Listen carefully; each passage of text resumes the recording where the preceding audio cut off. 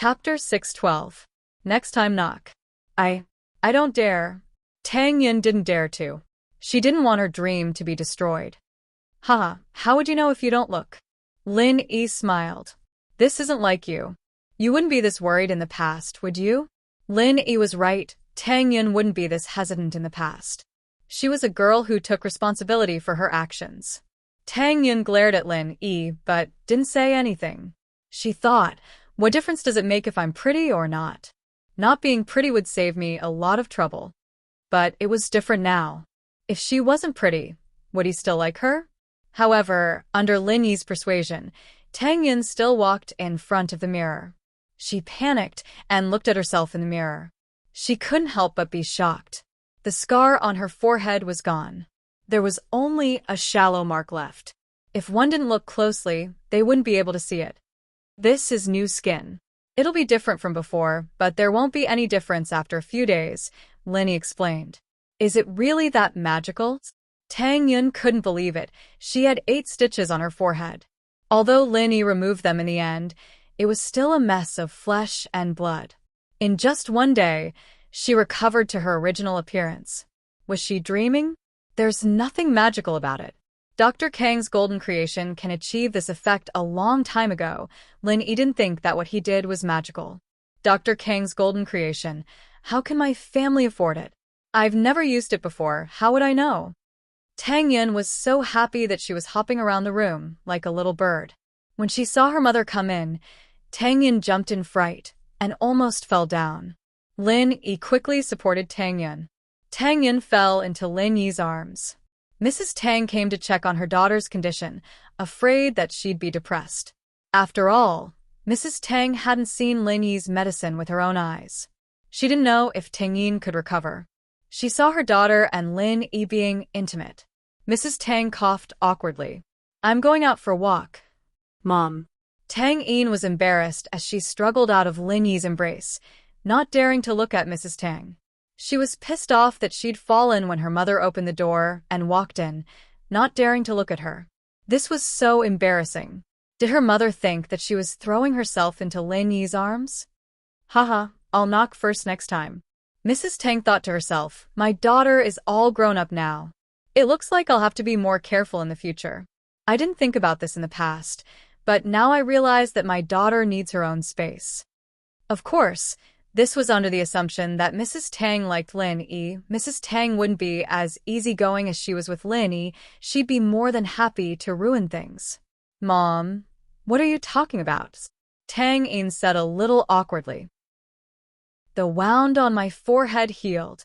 I was so happy that I almost fell down, and Lin Yi just helped me up a little. Tang Yin felt a bit guilty under her mother's gaze, so she couldn't speak with confidence. I understand, Mrs. Tang said as she looked at her daughter's expression. Tang Yin knew that the misunderstanding had deepened. Auntie. Lin Yi didn't panic at all. He politely nodded to Mrs. Tang and asked, how's Uncle Tang's injury? He's much better. With the medicine you gave him, he doesn't feel any pain anymore. He's also taken the Chinese medicine. He looks good. In fact, Mrs. Tang didn't expect Tang Jiqing to recover so quickly. He didn't feel any pain at all today, and it seemed like he was going to recover soon. Let's go see Uncle Tang, said Lin Yi. Is the wound on your forehead really healed? At this time, Mrs. Tang walked closer and saw the wound on Tang Yin's forehead. There was only a shallow scar left. Other than that, there was nothing strange. The scar was so shallow that it couldn't be seen anymore. It would probably disappear after some time. Yes. I'm really fine now, Tang Yin said as she looked at Lin Yi shyly and said to her mother. Lil Yi's medical skills are really amazing, Mrs. Tang praised. She looked at Lin Yi with more and more admiration. She felt that her daughter was really lucky to have met Lin Yi. She wouldn't have to worry for the rest of her life, and his family's life would gradually get better. Mrs. Tang also saw the news. The collapse of Qibing's skyscraper was on TV. Although they didn't say the reason and only said that the quality of the construction wasn't up to standard, Mrs. Tang knew that things weren't that simple. How could it be so coincidental? Lin Yi just got his revenge on Zhao Qibing and his skyscraper collapsed because of the quality of the construction? How is that possible? Anyone with a brain would know that it was Lin Yi who collapsed it. At that time, Lin Yi asked Fatty Lai to find a bulldozer, trenching machine, and a demolition team. It would be weird if the skyscraper collapsed by itself. Even if Zhao Qibing was a black-hearted businessman and skimped on materials, he wouldn't skimp on his own office building. One had to know that he had to work in the skyscraper, and the skyscraper was the face of the company. If the quality of the office building wasn't up to standard, how could people buy his company's real estate? But Zhao Qibing had no other choice. In comparison, he couldn't afford to lose face. He would rather swallow his teeth and say that his skyscraper wasn't up to standard than admit that it was Lin Yi who demolished his skyscraper. Mrs. Tang was straightforward. Zhao Qibing demolished his house, and Lin Yi went to demolish his skyscraper. He destroyed Tang Yun's face and broke Tang Juqing's legs. Lin Yi did the same, destroying his face and breaking his legs. Mrs. Tang wouldn't have dared to think of this in the past. Those people were rich and powerful. How could her family be their opponent? They suffered losses and had no way out. But it was different now. They had Lin Yi to protect them. Lin Yi followed Mrs. Tang and Tang Yun to Tang Juqing's ward. Tang Juqing was listening to the radio and a rare smile appeared on his face when he saw Lin Yi. He was even more surprised when he saw that his daughter's forehead didn't seem to have any problems. Although Tang Juqing hadn't been to Tang Yun's room after she was admitted to the hospital, he knew how serious her injuries were. He saw his daughter's face covered in blood when they were being carried by the ambulance in front of their house in the shantytown. Chapter 613. Shu is going to die, and it's done. Tang Yun nodded. It's fine now. Lin Yi said that he's here to take a look at your injuries. Okay. Tang Juqing nodded happily. What do you want me to do? Uncle Tang, just lie down and you'll be fine. Lin Yi waved his hand, gesturing for Tang Juqing not to move as he walked over to check on Tang Juqing's injuries. Tang Juqing's broken legs should be able to recover very quickly under the care of Chinese medicine. However, his neurological problems were still the same. That meant that even if Tang Juqing's legs were healed, he would still be limping when he walked. Lin Yi frowned. This wasn't a good sign. Even if Tang Juqing could stand up, if he tried to do rehabilitation training and limped because of the neurological problems, it would affect the recovery of his legs. If he continued walking like this, the newly healed legs might become deformed. Even if his neurological problems were healed in the future, the recovery of his legs would be different, and he would still limp. What's wrong? Lin Yi, is there a problem with my dad's illness? Tang Yun had been paying attention to Lin Yi's expression, and when she saw him frown, her heart skipped a beat. It's a bit troublesome. Lin Yi didn't hide it and explained his thoughts to Tang Yun and Mrs. Tang. He didn't hide it from Tang Juqing because it wasn't necessary. Then what should we do? Tang Yun was panicking. But Tang Juqing and Mrs. Tang weren't too worried, and Tang Juqing smiled instead. It's fine if he's limping. It's good enough that he can stand up. It's better than lying on the bed, right? Tang Juqing couldn't be blamed for being optimistic. In fact, he had been lying on the bed for so long as he could stand up, he wouldn't care if he was limping or not. Being limping was better than being paralyzed, right? Mrs. Tang had the same thought. She didn't mind when Tang Juqing was paralyzed, so what if he was crippled? Originally, I wanted to wait until the end of the college entrance examination and let you go back with me to see my old man.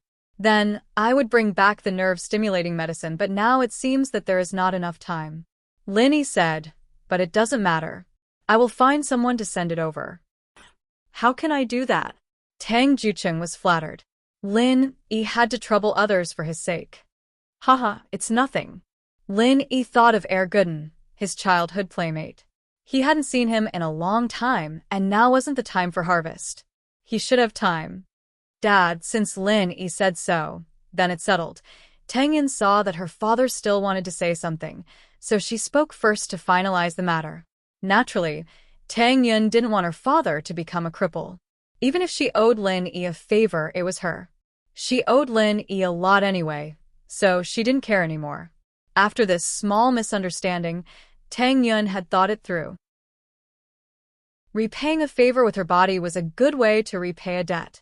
Since Tang Yun had decided to follow Lin Yi, she could let him do whatever he wanted in the future. Thinking of this, Tang Yun couldn't help but blush. Yeah, old Tang, it's Lin Yi's sincerity. Don't say anything. Mrs. Tang didn't care about her husband being crippled, but she still hoped that her husband could be like a normal person. Lin Yi took out his phone and wanted to call Er Gooden, but the moment he took it out, his phone rang. Lin Yi looked at the caller ID. It was Meng Yao. Yushu's stomach was round, and she couldn't get up from the sofa. At first, it was a little uncomfortable, but it was bearable. But after a while, it became more and more uncomfortable. Yao Yao, my stomach is so uncomfortable. Why is it so big? Am I pregnant? I'm so disgusted. Yushu laid on the sofa and whimpered weakly. How can you get pregnant from eating? Don't say that. Meng Yao was watching TV when she heard Shu's whining. She turned off the TV and walked over. Yao Yao, if you can get pregnant from drinking soda, why can't I get pregnant from eating? There's probably Shield Bro's saliva in it, Yushu said with a pale face. All right, stop it. Meng Yao couldn't help but feel embarrassed when the past was brought up.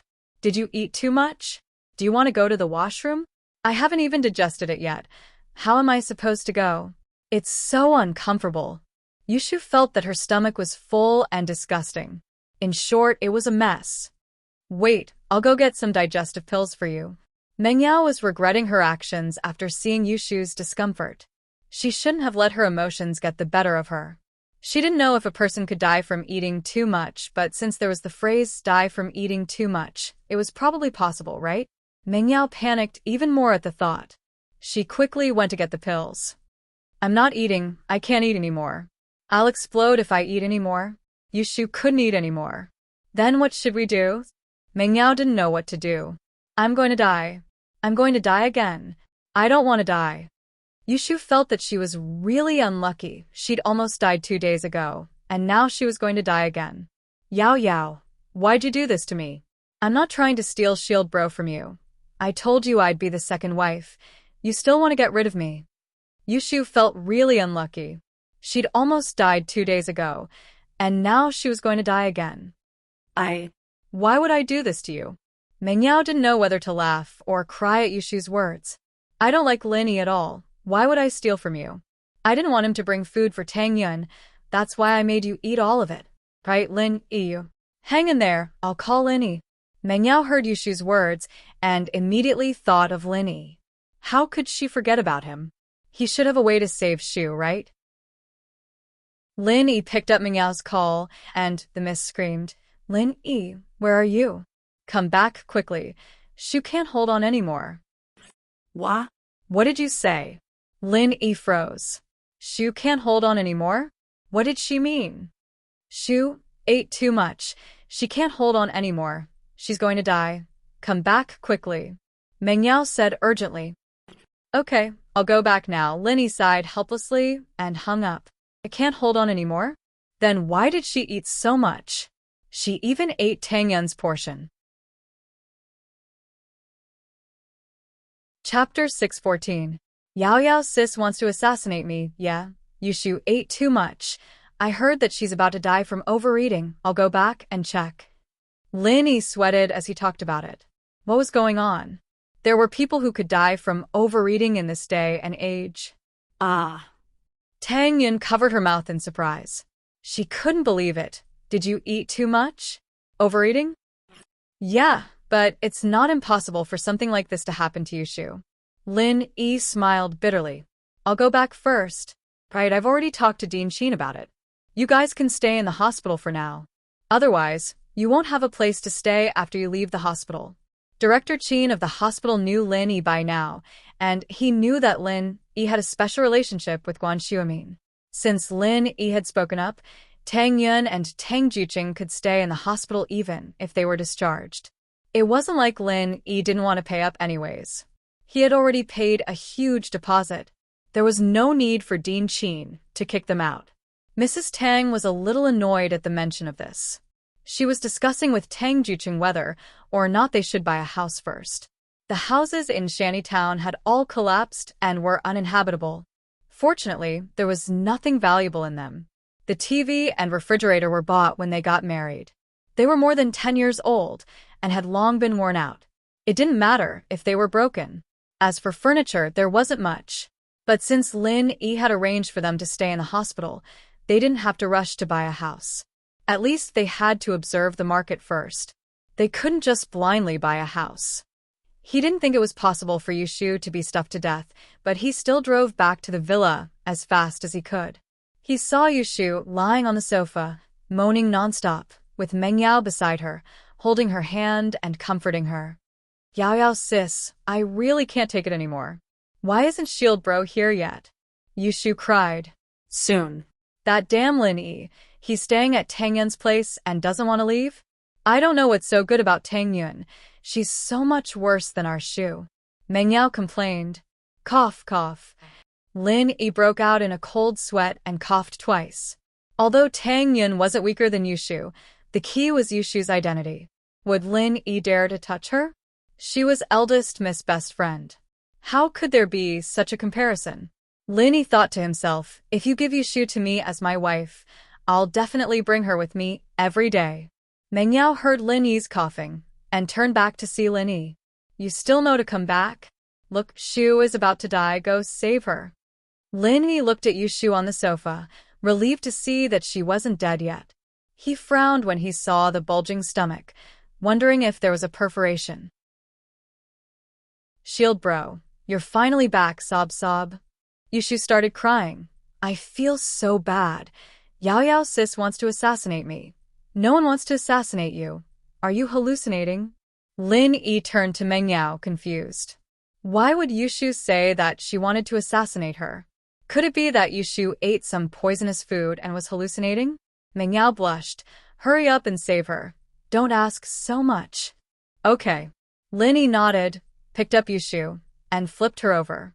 Her head was facing the sofa, and he said to Meng Yao, help me open her mouth.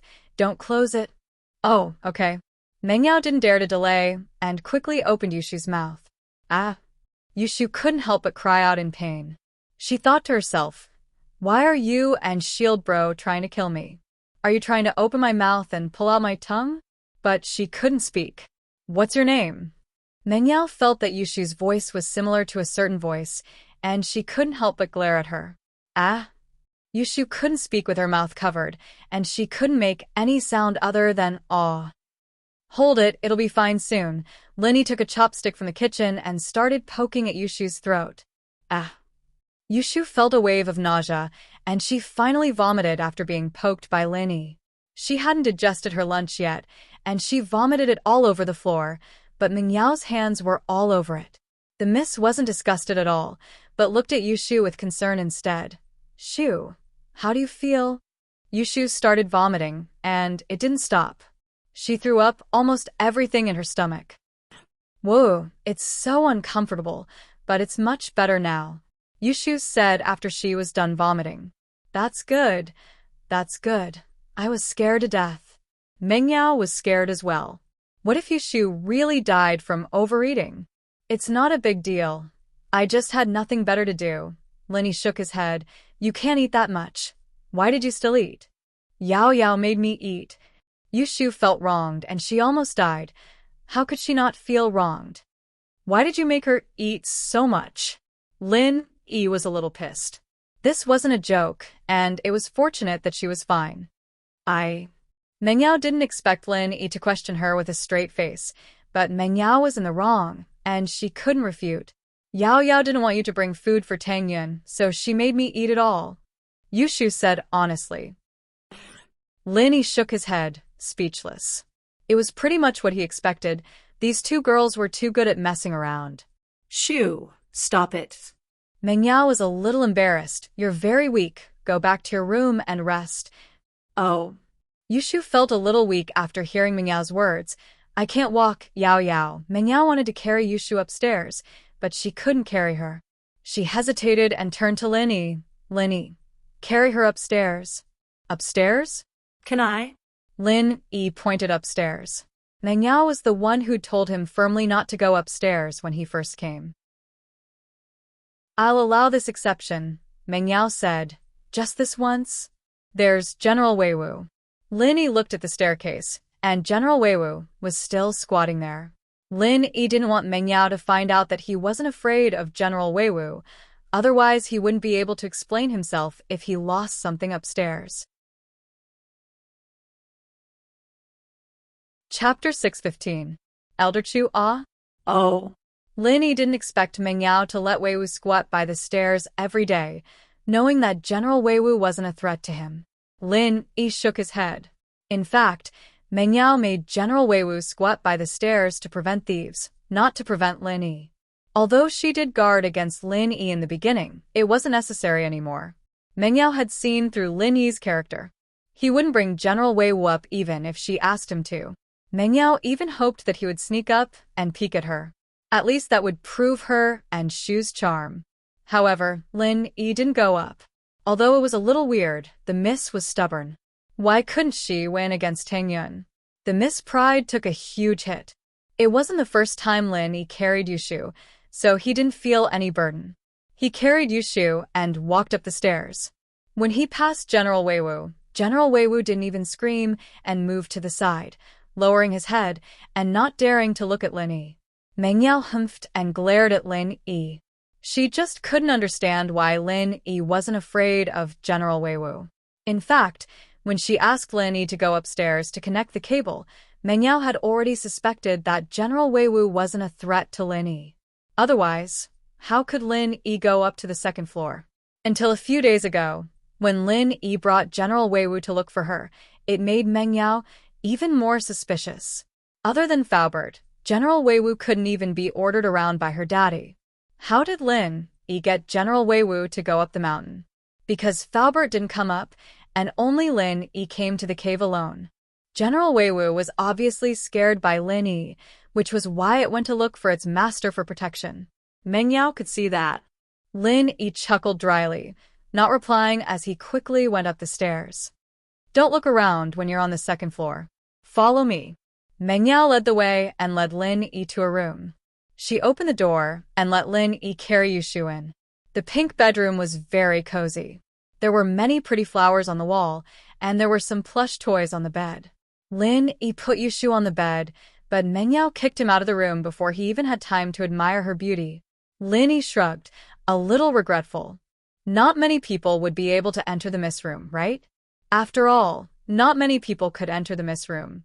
Since Meng Yao didn't let him look around, Lin Yi naturally wouldn't take the initiative to peek. He walked out of Meng Yao's room and went downstairs. He cleaned up Yushu's vomit on the sofa and returned to his room. Lin Yi called old Lin and reported to him what happened in Songshan. Of course, there was also good news. He had leveled up. He was now at the early phase of the mystic class. Old Lin's attitude was still indifferent. He didn't congratulate him, nor did he say anything else. He only told him to stay in House Chu. But when he was about to leave, he said to Lin Yi, if there's a chance, go and get in touch with House Chu's old man. House Chu's old man? Uncle Chu? Or Uncle Chu's father? Lin Yi asked, slightly startled. His father. Old Lin didn't beat around the bush with Lin Yi. If there's a chance, get in touch with him. If there's no chance, don't create one. There will always be a chance. Ah. Lin Yi listened to old Lin's words. Why did it sound so weird? Was it a zen? Was there a hidden meaning behind it? But Lin Yi remembered it in his heart. Haha, nothing. Old Lin smiled faintly. Kid, you didn't call me out of the blue just to report something, did you? I remember that you don't have the habit of reporting to me unless there's something important. There is indeed something. Lin Yi said, Old man, do you still have the medicine that stimulates the nerves when I trained? I think there's some left. Why do you need it? Old Lin asked. Yes, I do. I have 2 friends with mental problems, Lin Yi said, or you can give me the recipe, and I'll make some myself. Lin Yi hadn't studied this medicine before because it wasn't useful to Lin Yi, and it was hard to make. If you're making it, there are probably a few ingredients that aren't easy to get. I planted them myself, Old Lin said. I have some finished medicine here. If you want to use it, you can come and get it. I'll ask Herr Gooden to send it over, Lin Yi said. I'll call him later. That's fine. Old Lin wasn't stingy with these things, because they weren't that important. When he gave it to Lin Yi to train, he made a whole vat of it. Lin Yi wanted to send it over by courier, but this was a serious matter. Lin Yi was worried that something might go wrong, so he might as well ask Gooden to send it over. Lin Yi missed this childhood friend as well. All these years, Lin Yi didn't have a fixed place to stay. Other than doing missions, he didn't have a place to stay. Every time he went back, Gooden would listen to Lin Yi talk about the outside world. He wished that he could go out, but Lin Yi never had the chance to bring him out. Gooden's family was very poor. In fact, the village that Lin Yi lived in wasn't rich at all. The only place that could be considered rich was the village head's family, with a fish pond. There was also Widow Wang's family at the entrance of the village, with a snack bar and grocery store. Then there was Lin Yi's family. Of course, Lin Yi's family's source of income came from Lin Yi's straw hats and sandals. Lin Yi's hands and feet were nimble, and he worked fast. Although many people in the village did this, Lin Yi's daily output was 4 to 5 times that of these people. How could he not be rich? In fact, this so-called rich was just being able to buy a laptop and eat at Widow Wang's snack bar. Lin Yi didn't know where all the money from all those missions went, but the old man didn't mention it, and Lin Yi didn't mention it. They weren't father and son, but they were closer than father and son, and Lin Yi didn't mind. Comparatively speaking, Gooden's family was very poor. They relied on farming for a living, and they didn't even have a phone. Gooden always wanted to leave the mountains and see the outside world, and Lin Yi promised him that he would bring him to see the world. Chapter 616. Childhood friends. Lin Yi called Widow Wang's house at the entrance of the village. Hello? Star West Village, who are you looking for? Widow Wang's village accent came through the phone. Aunt Wang, I'm old Lin's Lil Yi. Can you call Gooden for me? Lin Yi said. Ah. Old Lin's Lil Yi? Wait here, I'll go get him now. Widow Wang replied and put down the phone. Star West Village wasn't big, and basically everyone knew each other. Everyone bought things from Widow Wang, so Widow Wang was more than happy to have people come to her place to answer the phone. Widow Wang's shop was right next to the village, and there was a loudspeaker inside. In the village, you basically had to shout to find someone. The loudspeaker could even wake someone up in the middle of their sleep. Gooden, it's Aunt Wang. Come and answer the phone. Widow Wang yelled through the loudspeaker and returned to the shop. Not long after, a man as strong as a bull ran into the shop. He was Gooden, 185 tall. He stood in front of the shop like a wall. Aunt Wang, my phone? Gooden ran a kilometer away from home, but his face wasn't red, and his heart wasn't racing. He wasn't even out of breath. One look and you could tell that his body wasn't normal. It's Lil Yi. Hurry up, it's a long-distance call. It's very expensive. Widow Wang pointed at the phone on the table. Lin Yi bro. Gooden rubbed his hands together excitedly when he heard Lin Yi's name. I'm Gooden. Ah. Gooden, Lin Yi smiled. Are things busy at home? It's good. We planted the seeds a while ago, and now they're weeding and fertilizing. We're just waiting for the autumn harvest. We'll probably have a good harvest this year. Gooden said. Not bad. Do you have a girlfriend? Lin Yi asked with a smile. Who'd like me? Gooden smiled. My family's so poor, and I don't look good. I'll be a bachelor for the rest of my life. If you have nothing to do during this period, come to my house. My old man has my address. You can help me bring some things over. It's a good opportunity to see the world, Lin Yi said with a smile. Ah. Really? That's great. Gooden heard that Lin Yi wanted him to go to a big city and see the world, and he couldn't be happier. Then I'll leave after finishing the farm work at home. But Lin Yi bro, we haven't had the harvest yet. We don't have any travel expenses. Gooden and Lin Yi grew up together, so there was nothing to be embarrassed about. No money was no money. It wasn't shameful. Haha, my old man will help you prepare the travel expenses. If you need anything, just tell me before you leave. Lin Yi smiled. You don't have to be so polite with me.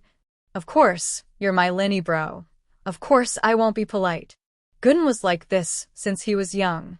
Other than his dad, he only listened to Lin Yi. So in his eyes, Lin Yi and his dad were on the same level. It was natural for Lin Yi to give him money. Ha. Lin Yi smiled. He didn't know how many years it had been since he played with Gooden. The days of catching fish and prawns together were long gone. Even after he hung up, Lin Yi was still immersed in his memories. There were 3 times in his life when he was the happiest. The first time was when he was young. At that time, he hadn't gone on a mission yet. He was still learning medicine from his old man, training his body. He didn't have many missions a day, and when he was free, he would catch fish and prawns with Gooden. It was a very carefree life. The second time was in the training camp with his teammates. He was the captain of the team, and he brought the other 6 teammates to overcome all obstacles and stand out. That time was hard and tiring, but it was also the most fulfilling. It seemed tense, but there wasn't the danger of a real mission. There was only the trust and friendship between teammates. Second brother, third brother, fourth brother, fifth brother, sixth brother, and seventh brother, where are you now? Are you doing well? Are you busy with missions all over the world? Lin Yi shook his head. His teammates had gone their separate ways after leaving the training camp, and he hadn't seen each other since. The third time was when Lin Yi was in Songshan. Although he didn't know who his enemies were, and there were always some small troubles, these days of freedom made Lin Yi really happy. He hoped that it would never end. Of course, other than these 3 happy times, Lin Yi also had a lot of painful times. One of them wasn't painful, but at least it was painful and happy at the same time. It was also a rare time. It was also during that time that he met Yang Huijuan, Armadillo, and Ning. It was also because of Ning that this time was forcefully erased from Lin Yi's memory. It was also the reason why Lin Yi chose to run away when he first met Yang Huijuan. Until now, Lin Yi didn't know why he rejected Ning so decisively. Was it because of the huge power behind her, or was it because he couldn't give her a stable life?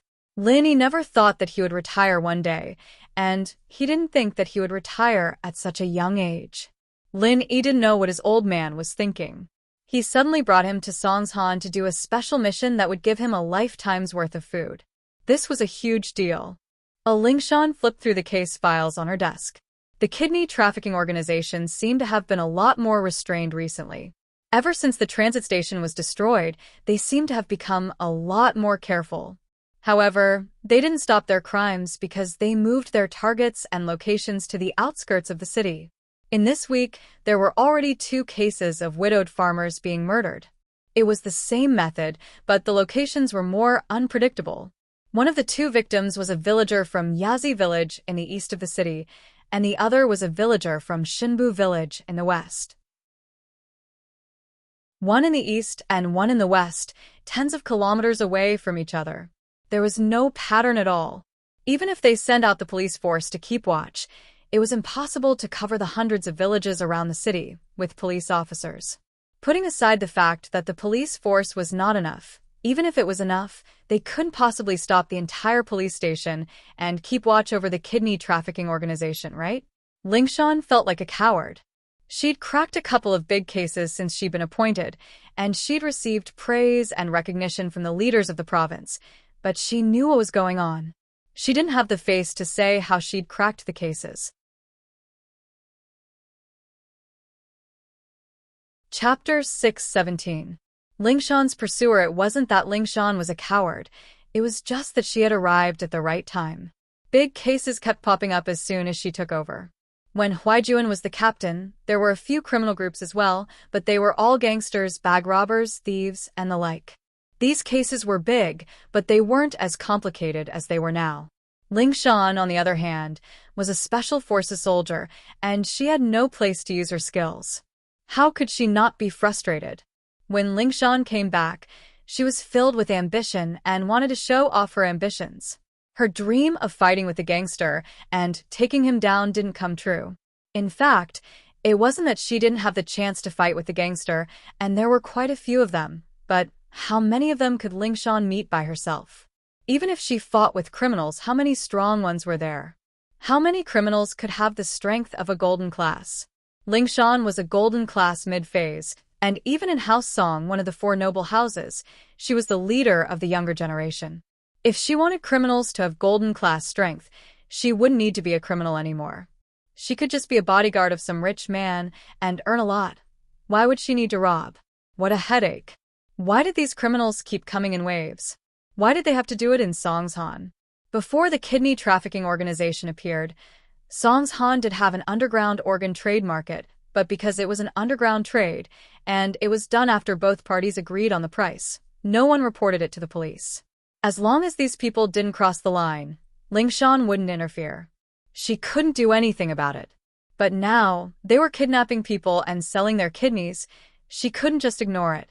But these people seemed to have a very strict organization, and it wasn't easy to take them out at once. It was already very difficult to destroy just one lair. The main problem was that these people had doctors and operating tables in their hands, and they didn't need to go through the proper medical system or clinics. The kidneys weren't sold locally either, and according to Lingshan's understanding, there hadn't been a single kidney transplant patient that was bought from this group. Of course, there were people who bought kidneys from the black market, but they also went through unscrupulous intermediaries. Then, they negotiated the price with the kidney seller in private, and the kidney transplant surgery was carried out in a regular hospital. The unscrupulous intermediaries only received an intermediary fee of 10 to 20,000 yuan. They had gotten rid of quite a few of these black intermediaries, but they were all small fries. They were of no help to the progress of the case. Lingshan's phone rang. Lingshan's ringtone wasn't like those young men and women's. It was the most common default ringtone. It also suited her profession and personality, being more mature. Hello, I'm Lingshan from the criminal investigation team. Lingshan answered the phone out of habit. It was an unknown number, and she didn't have a contact book. Lingshan's. A rough male voice sounded from the other side of the phone. I'm Chen Yutian. Oh. Chen Yutian? Lingshan paused, frowning imperceptibly. What's wrong? Chen Yutian smiled bitterly after hearing the coldness in Lingshan's voice. Lingshan, I'm going back to Songshan tomorrow. I have a mission. Can we have a meal together? I'm busy with the case. I don't have time. Lingshan rejected Yutian's suggestion. I see. Yutian sighed. Can we meet once? I really do have a case. Is there something important that you want to talk to me about? If not, I don't want to delay my work. Lingshan said faintly. Can't we meet if there's nothing important? We're old friends, childhood sweethearts. You can't just not give me face, can you? Yutian said helplessly. Chen Yutian, please watch your words. It's true that we're old friends, but childhood sweethearts are out of the question. Lingshan corrected him. Chen Yutian, I know what you're thinking. It's not that I'm not giving you a chance, it's your own fault. Who can you blame? Lingshan, aren't you just making things difficult for me? You're one of the best in the younger generation of the noble houses, and you're already golden class mid-phase. I just broke through. When will I ever catch up to you? Yutian smiled bitterly. You know what I'm like. I've always wanted to be strong since I was young, and my man has to be stronger than me. Otherwise, do you think he'll have a good life? Lingshan couldn't help but feel proud. Chen Yutian, I gave you a chance to challenge me, but you didn't take it. I even said that you can challenge me any time before I have a boyfriend. If you're here to challenge me, I can meet you. If not, then I'm sorry, I'm not free. Lingshan, as far as I know, other than House Yu, Wu Qintian from House Wu is also a golden class early phase. Are you saying that you won't marry if there's no one stronger than you? Yutian couldn't help but ask. How do you know that there aren't any masters other than the noble houses?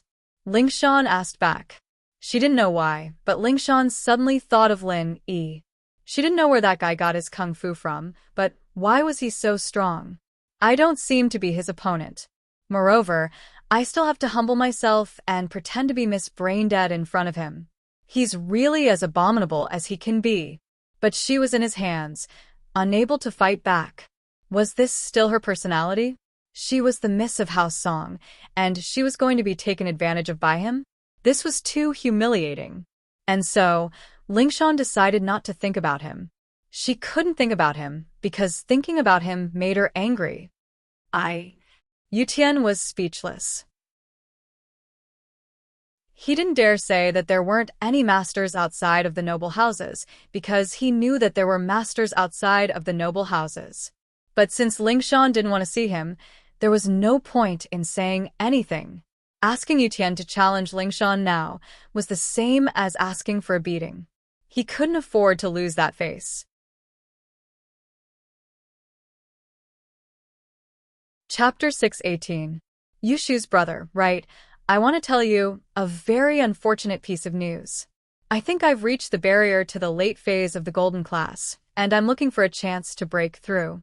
Lingshan said faintly, "If you want to chase me, then work hard. Of course, you can give up, because I don't have much feelings for you." Yutian almost threw the phone away when he heard Lingshan's words. Late phase of the golden class? Was Lingshan that strong? How did Hao Song have a genius like her? Yutian took in a breath of cold air. If Lingshan could reach golden class late phase at such a young age, then Hao Song's position would definitely skyrocket, and Lingshan's marriage would be even more important. Who knew what kind of marriage old Song would arrange for Lingshan to get married then? Perhaps, if they knew that Lingshan had broken through to the late phase of the golden class, then Hao Si would come to see her. All right, I'll work hard. Yutian was in despair this time. The gap wasn't small at all, and there was no point in being angry. I'm busy, bye. Lingshan didn't say much and hung up. She didn't have any feelings for Yutian, so she purposely said that she was going to break through to the late phase of the golden class. In reality, she had just reached the middle phase peak, and there was still some distance to the late phase. Lingshan said that because she wanted Yutian to give up. She didn't like Yutian's personality. She was a strong person herself, but she liked men who were stronger. It was only with men like this that she was willing to let him come to her. Otherwise, she wouldn't feel comfortable. After failing to get a date with Lingshan, Yutian thought about his old playmates, Jiang Wen and Su Taizao. The fourth young master didn't come to Songshan often, so he didn't get to see them often. Jiang Wen and Taizao had called earlier, wanting to hold a banquet to welcome him, but Yutian didn't agree right away. He asked Lingshan if she was free first. The four young masters of Songshan were nothing more than a joke to Yutian now. They were just a bunch of kids, relying on their family's power to think they were invincible. There was nothing to be proud of. Since he'd chosen the other path, the distance between him and Jiang Wen, Taizao, and the others would only grow bigger and bigger. Although they used to be playmates, they had become estranged from each other. There was no longer the feeling of drinking and fooling around together. The Yutian now was much more mature than before, and this was also because of Lingshan's rejection that he had no choice but to walk this path. Thinking about it back then was indeed very difficult, but now that he had walked over, he realized that his choice was correct. Only by doing what he was doing could he be considered a man of indomitable spirit. Although the four young masters of Mount Songshan had been awe-inspiring, what use was that? Those empty reputations didn't belong to him. Even if they did, they would be cursed. It seemed like the gap between him and Lingshan was getting bigger and bigger. Yutian smiled bitterly. He understood that with Lingshan's personality, normal men wouldn't be able to tame her. They weren't her match in terms of martial arts. Even if she forced herself to be with him due to her family's pressure, Yutian believed that he wouldn't be able to suppress Lingshan in the future. Just like Lingshan said, he wouldn't even be able to do it. His phone rang, and Yutian looked at it. It was Jiang Wen. He'd already rejected the invitation yesterday, but Jiang Wen was still so persistent. Of course, Yutian knew exactly what Jiang Wen was thinking. He was inviting him to a banquet, and he had to bring his sister Yushu.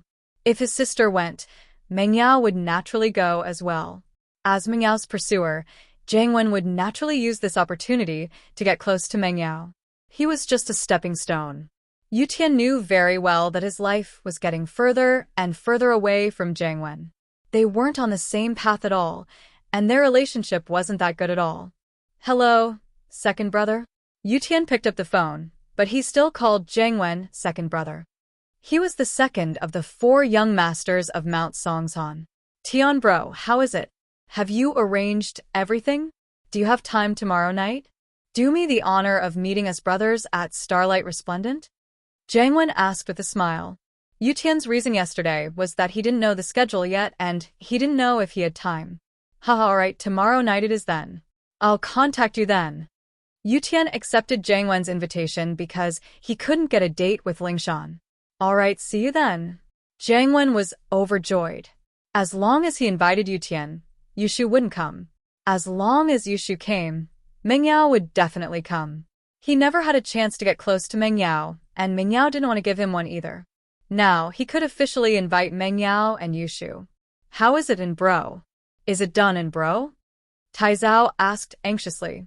It's done. We'll go visit Meng Yao and Yushu now and ask them to come to our banquet tomorrow night. Jiang Wen nodded with a smile. And Bro, this is a good opportunity. I think you should use this chance to confess to Meng Yao. Tai Zhao said. It's a once-in-a-lifetime opportunity. That's true. Do you have any good ideas? It wouldn't be good for me to confess to her, would it? Jiang Wen frowned. But you're right, Meng Yao's attitude towards me is a little hard to understand. She's not as friendly as she was the first time we met at the theme park. Is she blaming me for not pursuing her well enough? Maybe I should prepare some flowers for her tomorrow? That's possible, Tai Zhao said. But forget about flowers. Girls all care about their face. You can't just go after her without doing anything, can you? But you can't be too intense and put her on the spot. It's like in many situations, girls like you pursuing them, but they don't want you to force them too much. She enjoys the process of you pursuing her, and she doesn't want to say yes right away. That's why kneeling down and begging is basically forcing people to make a decision. As long as the girl doesn't really like him, she'll reject him for sure. Even if she likes him a little, she can't just say yes right away.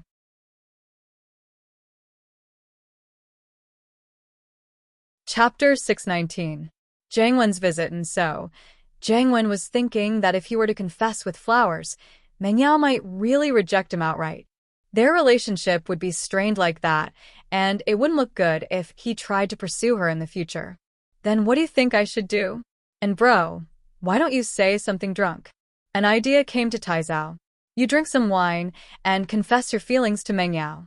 If Meng Yao likes you, she'll be very shy and even want to make sure that you're just talking nonsense after drinking or that you really mean it. Of course, if Meng Yao doesn't want you to confess, you can just say that you said something drunk. She won't hold it against you, right? It won't be so awkward when they meet again.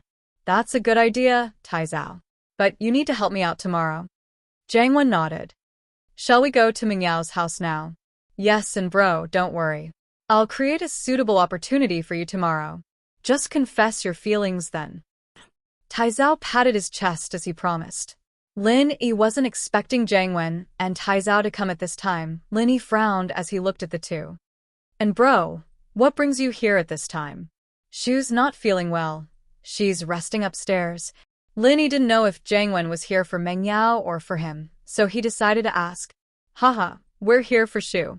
Since she's sick, then we have to pay her a visit. Jiang Wen smiled. Tai Zhao, go buy some fruits. Okay, and Bros. Tai Zhao picked up the car keys and left, leaving Jiang Wen standing in front of the villa. Wait a minute, I'll go ask Yao Yao and Shu. Lin Yi was just pretending to be polite to Jiang Wen, since he wanted to use him to deal with Pin Liang. He didn't care too much about him and just left him at the door. Meng Yao was already in the living room when Lin Yi got back to the villa, evidently having heard the doorbell as well. Lin Yi, who's here? Is it Faubert? No. It's Jiang Wen and Tai Zhao. I don't know what they're up to. Lin Yi pointed at the door behind him. Brother Jiang Wen? Why is he here again? Meng Yao's tone was courteous, but it was clear that she didn't want Jiang Wen to be a guest at her house.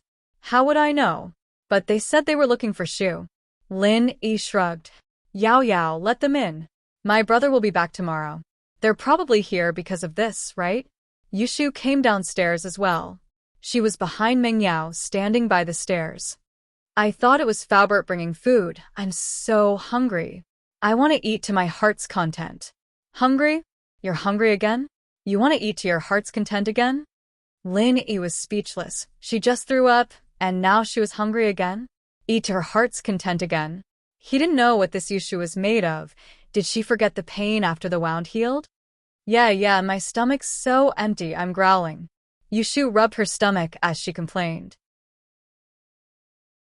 I puked out too much earlier. It'd be better if I didn't puke out so much.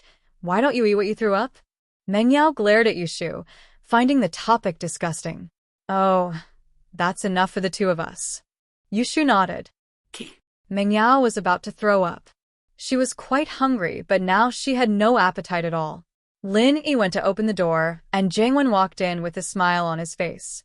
He wasn't overly enthusiastic when he saw Mengyao, only nodding to her. Yao, I heard that Shu's sick? I'm not sick. Yao just set me up. Yushu was interrupted by Mengyao. She just has a stomach flu. It's nothing. She'll be fine after throwing up.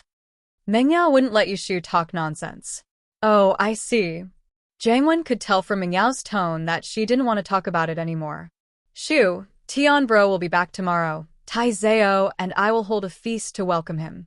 You should come too. Your brother hasn't seen you for a long time, right? Okay. Yushu agreed without thinking too much.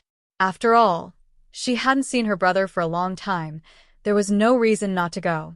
Mengyao was a little annoyed. Why did Yushu agree just like that? If she went, how could she not go? Didn't Jangwon invite Chen Yutian or him? Only Jangwon himself would know the answer. Yao, you're coming too? Jangwon smiled. Linny, are you free tomorrow? Mengyao didn't answer Jangwon's question. She turned to Lin Yi and said, You come with us. Okay, Lin Yi replied faintly. Jangwon wasn't too happy about Lin Yi going with him, but Mengyao being able to go was already good enough. He couldn't afford to cause more trouble. If he didn't let Lin Yi go, Mengyao would be pissed off and refuse to go. That wouldn't be fun. He smiled. Haha, Yao, I was going to invite Lin Yi bro even if you didn't ask. We're good friends. Is there anything else? Mengyao looked at Jangwon. Jangwon knew that Mengyao was asking him to leave, but he didn't want to. He still wanted to stay a little longer. Let's wait for Tai Zhao. He went to buy fruits and Shu's sick. As her brother, we can't come empty-handed, can we? Oh, tell him to buy some more then, I'm starving. Yushu ordered after hearing that Tai Zhao was going out to buy food. Okay, I'll call him now. Jangwon's eyes brightened. He finally had a reason to stay a little longer. Afraid that Mengyao would interfere, Jangwon quickly took out his phone and dialed Tai Zhao's number. Tai Zhao, Shu's hungry. Go buy some fruits and some dinner too. Go to a few more places and buy a few more dishes, don't go too little. Jangwon's hint was very clear. As long as Tai Zhao wasn't an idiot, he'd know what he meant. He wanted Tai Zhao to stay a little longer and not come back immediately.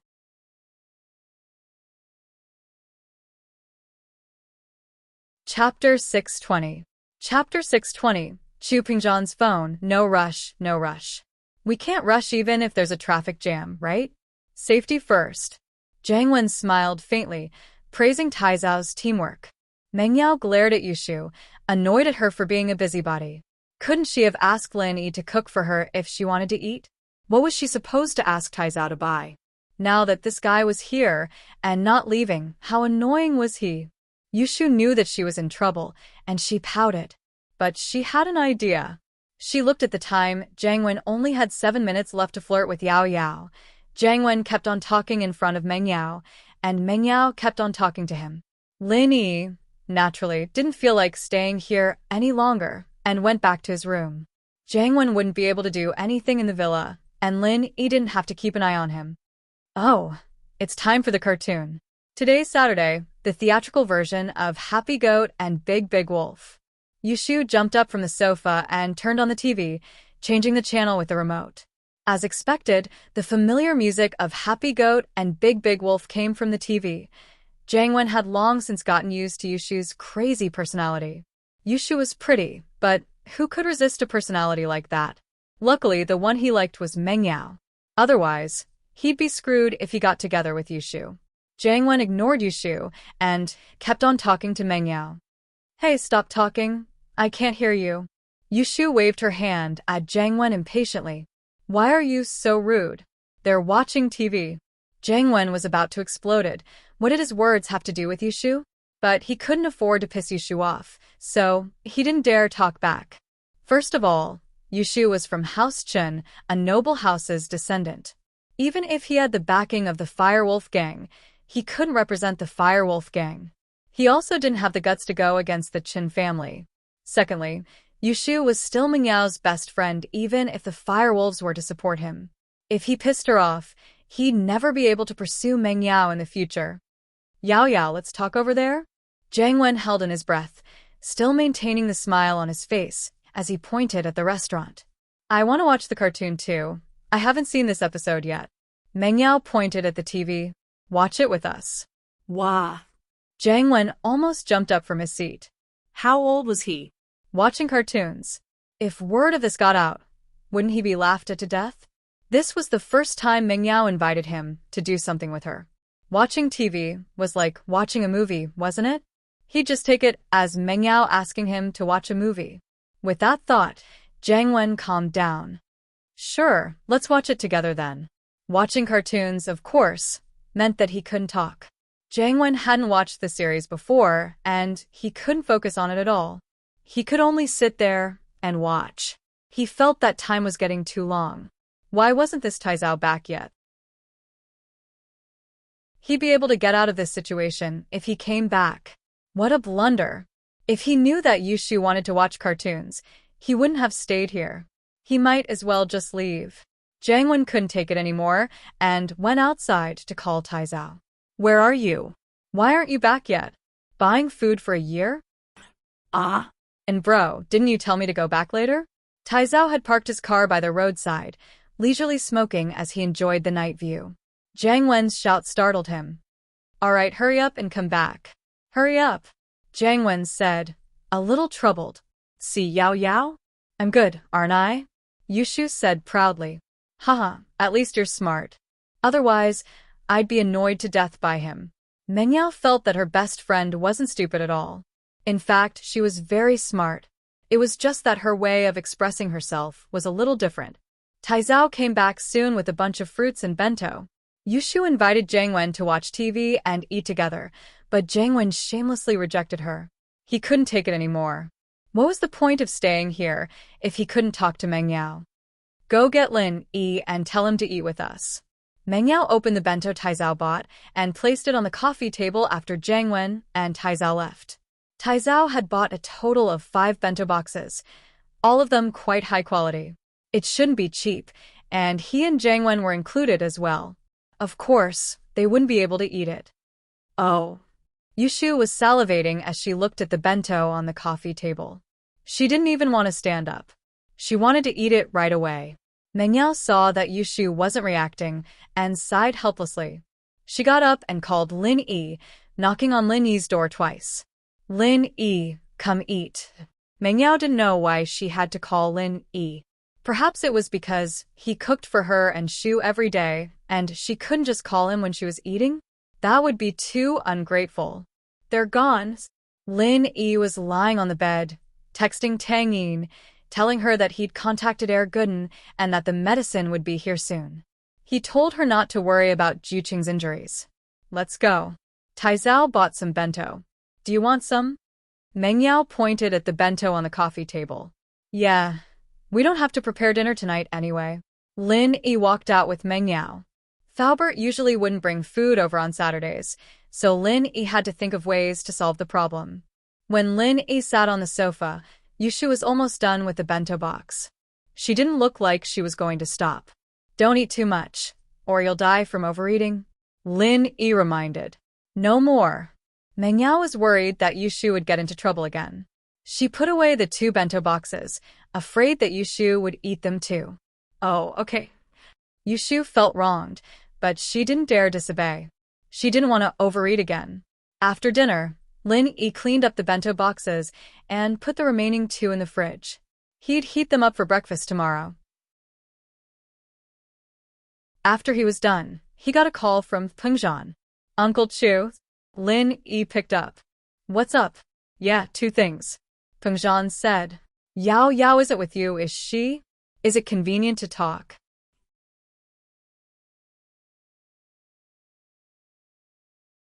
Chapter 6:21. I have shield Brolin. He glanced at Meng Yao and Yushu, who were watching cartoons in the living room. He lowered his voice and said, "They're watching cartoons in the living room. If there's anything, just tell me, Uncle Chu." Alright, the first thing is about you. Peng Zhan didn't beat around the bush and said, "Sihua came to me today and asked me about your injury and background. I didn't say anything, but I don't know if he guessed anything from my vague words.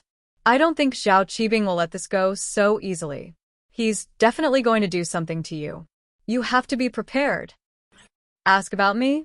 Lin Yi smiled. "It's nothing. Just ask then. If they want to do something to me, they can come to me." Lin Yi was a little wary of the people around Xiao Qibing, but he wasn't afraid of them. Although he was injured quite badly from the fight, he had the Jade training space. Lin Yi didn't believe that Uncle Zhu had something like that. Even if he used a large amount of treasures, he wouldn't be able to recover without at least a year and a half according to what Jiao Lao said. So Lin Yi wasn't afraid of Xiao Qibing's revenge at all. "Send as many masters as you want. I'll run after we're both injured. I'll run back, and when I've recovered the next day, I'll continue to fight with the masters around you. I don't believe that you have an endless supply of masters around you. Let's see if you can still be happy when all your masters are lying on the bed." With the Jade space, as long as Lin Yi didn't meet a particularly strong master, Lin Yi would have nothing to fear. No matter what, you still have to be careful. Peng Zhan knew that Lin Yi had a certain level of confidence after hearing his words. He wasn't as worried as before. "I don't want anything to happen to you. Don't worry, Uncle Chu. If I can't win, I'll run." Lin Yi didn't think that running away was embarrassing at all. What was there to be embarrassed about? If he couldn't win, then he would be the one with the problem. "Then I'm relieved." Peng Zhan nodded and continued. "Secondly, I want you to help me find out why Yao Yao went to that MT Shuangyan with Zhong Pingliang. I was in a hurry, so I didn't ask about it. I wanted to ask about it yesterday, but something happened to you yesterday, so I didn't mention those unhappy things again. So I asked you to help me ask about it. I really don't know about this matter." Lin Yi said, "I'll find time to ask about it and then call you." "There's no rush. There's no need to ask specifically. We'll talk about it when we have the chance." Peng Zhan didn't want to interfere with his daughter's private life too much. She was a grown-up after all, and she wasn't that gullible. There had to be a reason why she followed Pinliang up the mountain. "All right, I'll find a chance to ask her." Lin Yi nodded, feeling that it wasn't a good idea to ask Meng Yao about this. Yu Tian didn't give up and called Ling Shan after he got out of the toll booth. But Ling Shan's tone was cold. "Chen Yu Tian? You're back? What's up?" Ling Shan had saved this number in her phone yesterday, but to Yu Tian, it was only a friendship. "Nothing. I just wanted to tell you that I'm back." Yu Tian always felt pressured in front of Ling Shan. Ling Shan's dominance made him uncomfortable, but he couldn't bring himself to resist. "Oh, I understand," Ling Shan said faintly. "Is there anything else? If not, I'm hanging up." "You really don't have time tonight?" Yu Tian asked after some hesitation. "No, I'm busy. Bye." Ling Shan didn't wait for Yu Tian to reply and hung up the phone. Yu Tian laughed at himself and called Zhang Wen. "2, where are you?" "Tai Zhao and I are at Starlight Hotel, VIP room number 1 on the 5th floor. Shu and Yao Yao will be here tonight," Zhang Wen said with a smile. "All right, I'll be there in a bit." Yu Tian sighed. Zhang Wen was using him as an excuse to get close to Meng Yao. How could Yu Tian not know about this? But it seemed like his sister didn't have many pursuers. Yu Tian used to be afraid that people would harass his sister and affect her life, but she was 18 now. She was about to go to university. Wasn't it weird that no one was pursuing her? But thinking about his sister's personality, Yu Tian sweated. With that personality of hers, there weren't many men who could get along with her, right? She was either a prank, or she was just an idiot. That Wu Shaoqian had only been fooled by Yushu's appearance back then. If he'd known Yushu's personality, he wouldn't have dared to make a move so easily. If he brought Yushu home, it would be fine if she liked him, but if she didn't, he would be toyed with to death. After some thought, Chen Yutian called Yushu. "Shu, where are you? Do you miss your brother?" Yutian sighed. He went to the border for more than a year and never returned to Songsan. He didn't know how his sister was doing. When he was in Songsan, he was his sister's guardian angel. He didn't know if Yushu would rely on him like before. Oh, Yao Yao and I are about to leave. Yushu received a call from her brother. I missed you before, but not anymore. I have Shield Bro. I don't need to miss you anymore. Shield Bro? Yutian froze. Who's Shield Bro? Oh, Yao Yao's follower and bodyguard. Yushu hated her brother for going to the special training for a woman. He even went to the border to train. She was still holding a grudge against Yutian's attitude. She wouldn't let go of this opportunity to piss him off.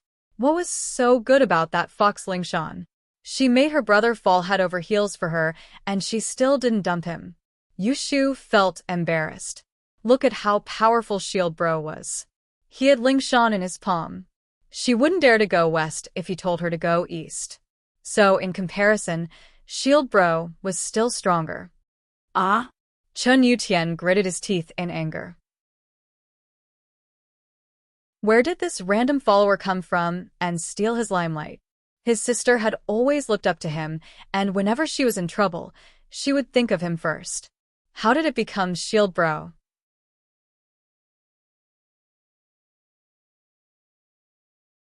Chapter 6:22. Between Yao Yao and Tang Yun, who was prettier? In fact, Yushu was proud of Yutian in the past, but ever since Yutian started going after Lingshan, Yushu wasn't too happy about it. Especially when Lingshan ignored her brother, saying that she would only accept him if he defeated her. Wasn't she just making things difficult for him? Her brother was an idiot, saying that Yushu was an idiot, and Yushu thought that he was even more of an idiot. Was it worth it for a woman? After a year of special training, 2 years of experience, it seemed like he was still no match for that fox Lingshan. Otherwise, her brother would have gotten her already, and wouldn't be so low profile. It was a dinner party, a formal one at that. Yushu was dressed in a cute Lolita style, while Mengyao was more on the innocent side. She looked a little older than Yushu, but Mengyao looked a little older than Yushu. Shu, are you ready? We're leaving. Mengyao knocked on the door of the dressing room. Oh, wait, I'll be ready soon. It was rare for Yushu to dress up formally, and it was only because her brother was back that she'd dressed up properly. Although she seemed cold towards her brother's return, she really missed her brother.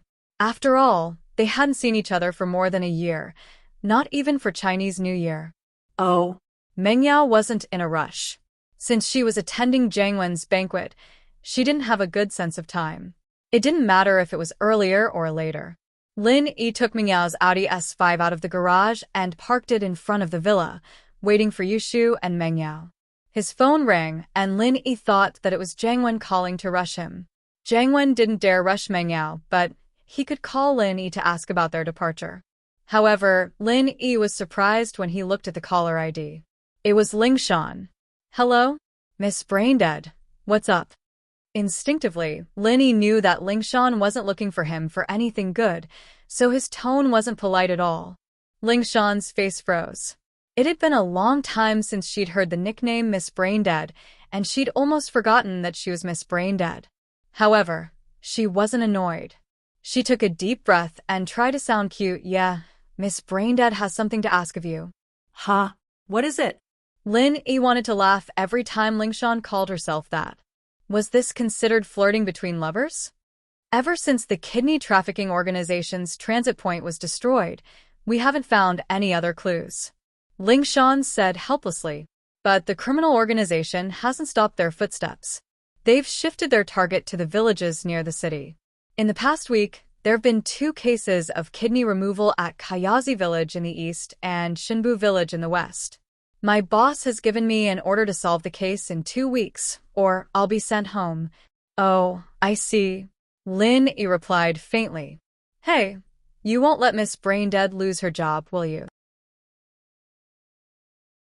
Take pity on her and think of a way to help her get through this? Lingshan felt like her teeth were going to fall off from the sourness, but she said it so naturally, without any hesitation at all. Since when did she feel that it was natural for her to lower her voice in front of Lin Yi? What can I do? Lin Yi heard Lingshan's pitiful words, but He really couldn't do anything. He couldn't just leave Meng Yao and Yushu to help her solve a case, could he? The miss would be furious again. You won't leave her to die, will you? Lingshan was really starting to panic. She'd just been scolded by her leader today, and if she couldn't solve the case in 2 weeks, she wouldn't lose her job like she said, but she wouldn't have the face to be the captain anymore. I'll keep an eye out for you. Lin Yi agreed after some hesitation. Lingshan's attitude made it hard for Lin Yi to reject her. Whether it was for Huaijuan's sake or his personal relationship with Lingshan, Lin Yi couldn't just ignore her. Okay. Call me if you have any news. Miss Braindead's phone is on 24/7. Lingshan was very happy when she heard Lin Yi's answer. Lin Yi didn't say anything and hung up the phone with a faint smile. Lingshan, on the other hand, had an indescribable feeling welling up in her heart. Was she still the same person she used to be? Why did she have to lower her voice to Lin Yi? Where was the arrogant and strong Lingshan from before? If her friends knew that she was flirting with a man and calling herself Miss Braindead, wouldn't they laugh their heads off? No, she couldn't let anyone know about this. The reason why Lin Yi promised Lingshan to keep an eye out for her was because Lin Yi had found a breakthrough. That was Jiang Wen. He just told Jiang Wen that he was going to take care of Pin Liang, and the next day, Pin Liang's kidney was cut off. It was fine if he was beaten up, but a kidney was cut off. This was a sensitive issue. Although Fabai didn't call the police, Lin Yi knew about it. Even if Pin Liang's kidney wasn't cut off by Jiang Wen, he must have a close relationship with Jiang Wen. Jiang Wen must have been in contact with the kidney trafficking organization. Because of this, Lin Yi agreed to Lingshan's request. Although Lingshan made it sound pitiful, Lin Yi didn't like to do things he wasn't confident in. Since he was having dinner with Jiang Wen today, Lin Yi could ask Jiang Wen about his relationship with the kidney trafficking organization. Not long after hanging up, Meng Yao and Yushu came out of the house. When the two girls appeared, Lin Yi was stunned. The two girls were already very beautiful without dressing up. Today, they were going out for dinner and dressed up. Lin Yi couldn't help but be stunned. What are you looking at? Meng Yao saw that Lin Yi was staring at her. Although she scolded Lin Yi, she was secretly happy. He finally knew that there were two pretty girls at home. Ha! Lin Yi smiled and retracted his gaze. Yao Yao sis is prettier than Tang Yun, right? Yushu asked with a smile.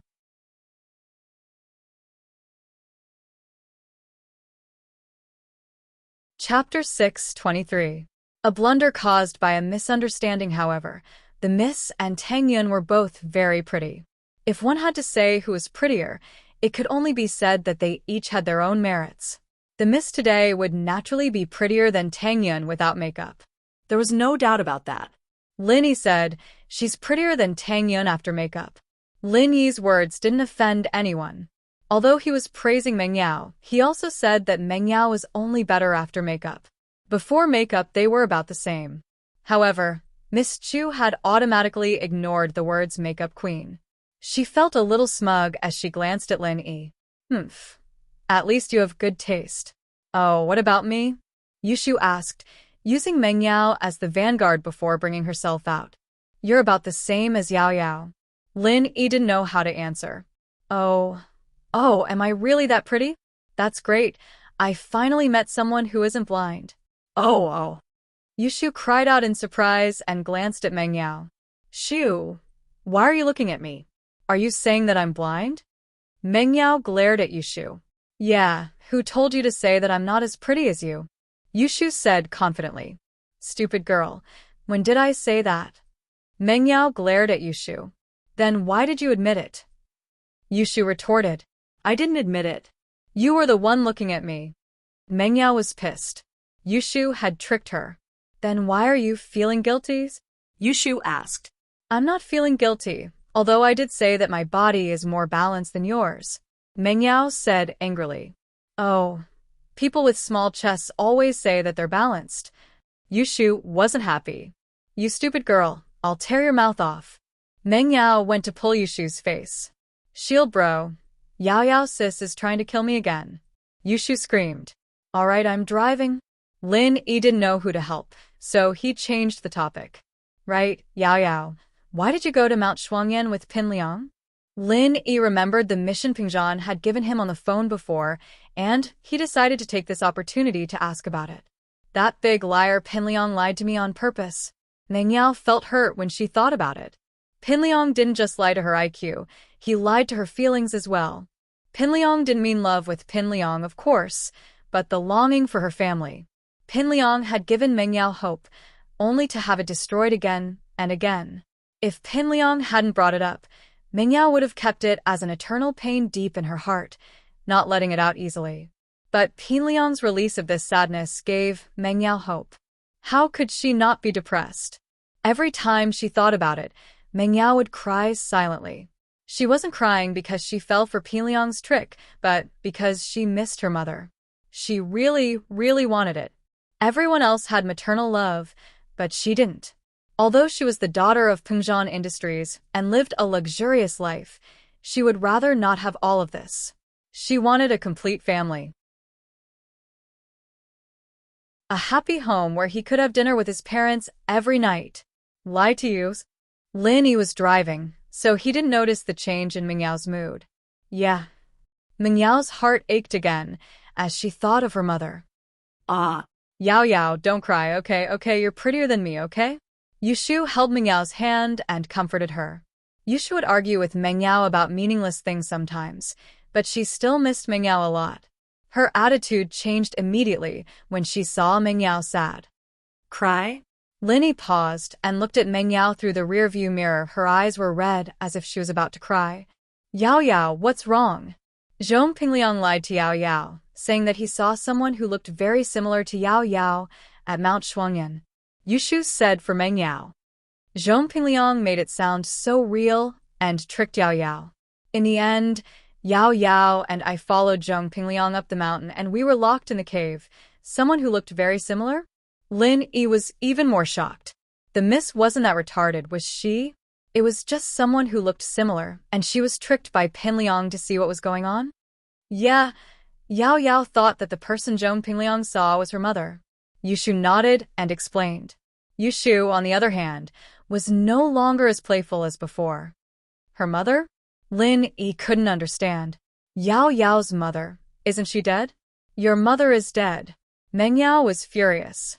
Not only did Lin Yi not come for her, but he even cursed her mother to be dead? Ugh. Lin Yi scratched his scalp, wondering if he'd misunderstood something. Could it be that Meng Yao's mother wasn't dead? Then why would Pingzhan say that Meng Yao's mother left them when Meng Yao was very young? Damn. Lin Yi came back to his senses abruptly. He'd misunderstood this leave. Usually, death could also mean leave, and in this kind of tone and situation, leave basically meant that. However, Pingzhan's leave might be the original meaning of leave. That was, for some reason, Meng Yao's mother ran away from home. Lin Yi couldn't help but sweat at the thought. This was a big mistake. He offended the miss for no reason, and it wasn't worth it. However, Lin Yi didn't care about the miss's retaliation. Your mother is the dead one. Lin Yi didn't even know who his mother was, and he didn't know if she was still alive, so Lin Yi didn't feel pressured at all. He had never seen his parents since he was young, and although he did fantasize about his parents when he was young, he had gotten used to it after so many years. He treated old Lin and his master as his family. I'm sorry, I misunderstood. Your mother left home, Lin Yi explained embarrassedly. What kind of attitude is that? You're still laughing? Is it funny? Are you mocking me because I'm pitiful? Meng Yao heard that Lin Yi was laughing, and she got even angrier. This was the weakness that was sealed deep in her heart, and Lin Yi's attitude enraged her.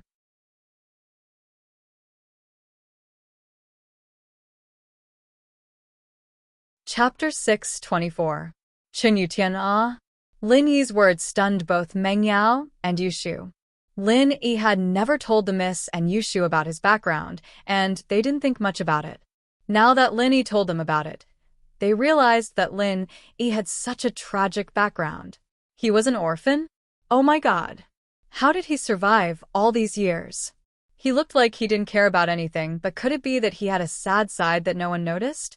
A woman's natural motherly instinct made the miss feel pity for Lin Yi. Yes, she was nothing compared to him. At least she saw her mother, and she had a father who loved her. But what about Lin Yi? He didn't even know who his parents were. Wasn't that even more pitiful? I'm sorry. The miss was someone who could learn from her mistakes. She apologized immediately after hearing Lin Yi's words. I shouldn't have said that. I really didn't know. You're even more pitiful than me. Huh. I'm used to it. It's fine. Lin Yi shook his head. Don't fall for it again. If something like this happens, you have to inform your father first. I believe he knows your mother better than you do. And Meng Yao nodded, surprisingly not refuting Lin Yi's words. The atmosphere was a little sad as they talked, but the Mrs. Mood recovered a little. She still couldn't be happy, but at least she wouldn't cry anymore. Lin Yi parked the car in the parking lot of the Starlight Hotel, half an hour late. The two girls had stayed at home for a while, and they'd gotten into a car accident on the way. They were stuck in traffic for a while, and that was why they were late. However, none of them looked embarrassed. They got out of the car confidently and walked to the hotel. Lin Yi was just a follower, so it didn't matter to him whether he was late or not. He followed the two into the hotel leisurely. Chen Yutian was already in the room, talking to Jiang Wen and Tai Zhao. His face looked normal, but he was extremely unhappy on the inside. One was because of Ling Shan's rejection, and the other was because of that shield bro, who popped out of nowhere. His sister said that she didn't need him anymore. She had shield bro? Chen Yutian was furious. He only had one sister, and now she was going to be taken away? What shield bro? Shield sis. I'm going to see who this shield bro really is. Wasn't he Meng Yao's follower and bodyguard? He wanted to see if this person had the qualifications to be her bodyguard. If he wasn't qualified, then F***CK off and let him be shield bro somewhere else. At least this place didn't welcome him. As they were talking, there was a knock on the door. Jiang Wen wanted to open the door and welcome Meng Yao, but Yutian stood up first. He wanted to see who this shield bro was. Come in. Chen Yutian opened the door as he spoke, and Meng Yao and Yushu walked in. Yutian bro. Meng Yao was very polite to Yushu's brother. She greeted him as soon as she entered the room before turning to Jiang Wen and Tai Zhao. Jiang Wen bro. Tai Zhao bro. Bros. Yushu followed Meng Yao into the room, but Yutian's face darkened. Where's that shield bro? Is he coming with us? Yutian wasn't an impulsive person, but he had no choice but to stand up. His sister was taken away. How could he not be worried? Yushu made it very clear that she had shield bro now, and she didn't need him as her brother anymore. How could Yutian not be troubled? Not angry? Oh, you're looking for shield bro? Yushu didn't seem to notice the tense expression on Yutian's face. He's in the back. Yutian nodded and walked to the door. When Lin Yi came in, he reached out his hand. You're that shield bro, right? Let me introduce myself. I'm Yushu's brother, Yutian. Chen Yutian wanted to embarrass this shield bro. He was already at the early phase of the golden class, and normal people weren't his match. He wanted to let his sister know that her brother was always the strongest. Ha. Lin Yi looked at Yutian with a weird expression, but he still reached out his hand. Huh? Yutian's eyes widened as he stared at Lin Yi. He couldn't believe his eyes. He pointed at Lin Yi in excitement. You teach. Let me introduce myself. I'm the shield bro you mentioned. Lin Yi interrupted Yutian with a smile. Yao Yao and Shu's follower. Ah. Yutian was even more shocked. He was Meng Yao and his sister's follower? What was going on? How did he become their follower? Wasn't Meng Yao and his sister too important? They actually invited him to be their follower? But looking at Lin Yi's actions, Yutian understood that Lin Yi didn't want him to reveal his identity. He introduced himself to Yutian as Meng Yao and Yushu's follower. Yutian found it hard to believe, but since Lin Yi didn't want to reveal his identity, he wouldn't say it. He held onto Lin Yi's hand excitedly. Hello, hello. I'm Yutian, Yushu's brother, hee-hee-ah. Jiang Wen and Tai Zhao frowned. What was wrong with this Yutian? Before Lin Yi came, he said that he wanted to teach this Lin Yi a lesson for stealing his sister's place. Why was he like this now? Yushu wasn't afraid of her brother bullying Lin Yi. Instead, she wanted her brother to suffer in front of Lin Yi. She stopped thinking about Ling Shan, but she didn't expect her brother to act like this. As if he regretted not meeting Lin Yi earlier? Since you're Yushu's brother, I'll call you Yutian bro. Lin Yi was younger than Yutian, so calling him Yutian bro wasn't a bad thing. Yutian, on the other hand, was flattered. He was about to reject when he saw Lin Yi's sharp eyes. He quickly nodded. Okay, I'll call you Lil bro then. Meng Yao and Yushu widened their eyes. Was this Yutian someone who was easy to talk to? Even if Lin Yi was their follower and bodyguard, Yutian didn't have to thank Lin Yi for protecting them every day, did he? The two looked at each other and saw confusion in each other's eyes.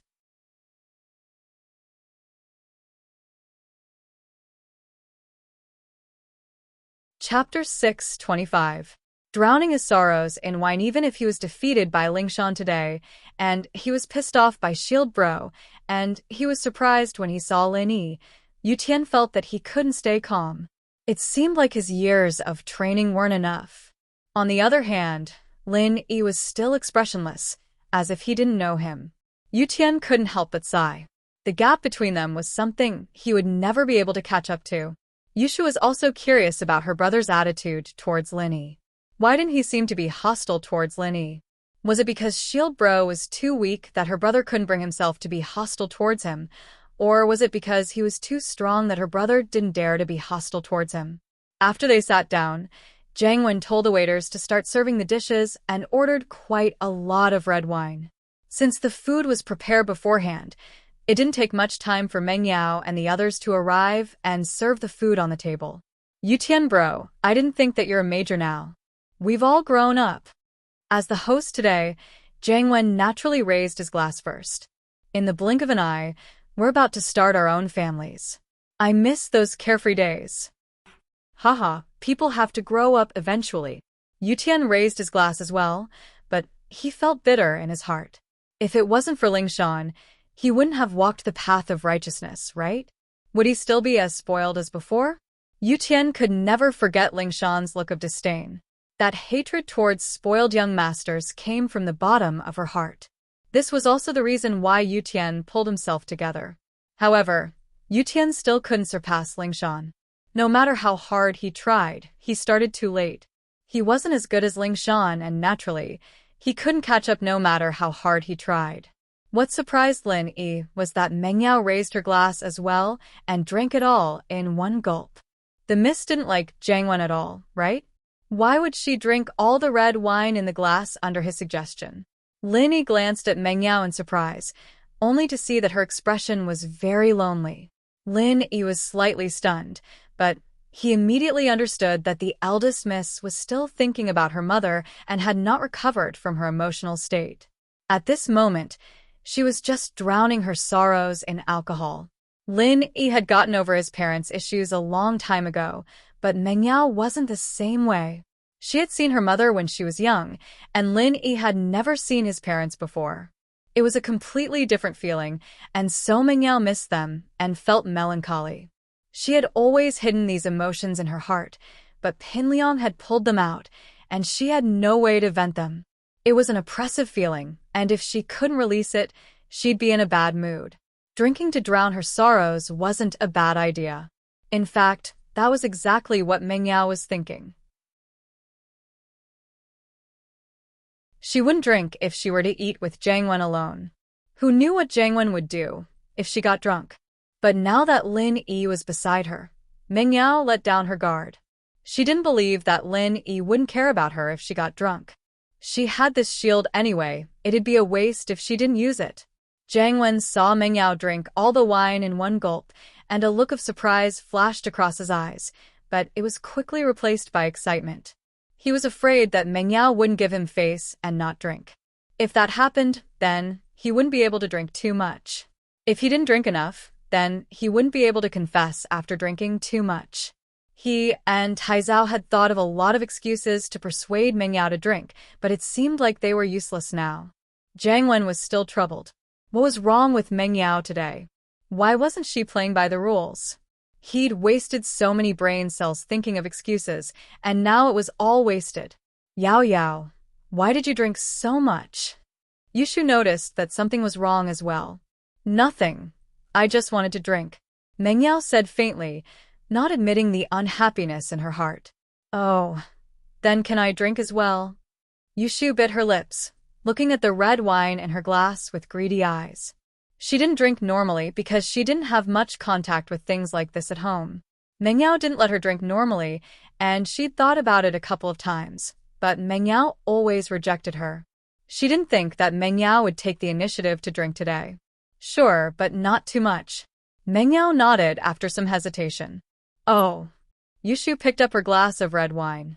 She didn't drink when they raised their glasses earlier, and now that no one raised their glasses, she started enjoying the wine. Fortunately, everyone here was used to Yushu's personality, and no one said anything. It's sweet and sour. It looks pretty good. Yushu took a sip and drank the whole glass in one gulp.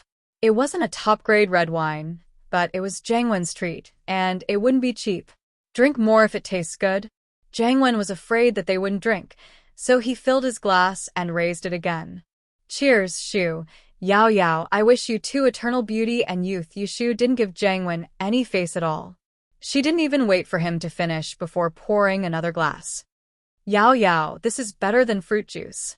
But you can't drink too much. You'll get drunk, Mengyao said, but she really wanted to get drunk. She'd be able to forget the sadness in her heart, and when she woke up, she'd be back to her strong self. What's this? Yushu asked as she took the bottle from Lin Yi after another drink. I don't know, but it's drinkable. Mengyao didn't drink much, so how would she know? Even if she came from a rich family, she was still a 12th grader. Pengzhan wouldn't allow her to drink as she pleased.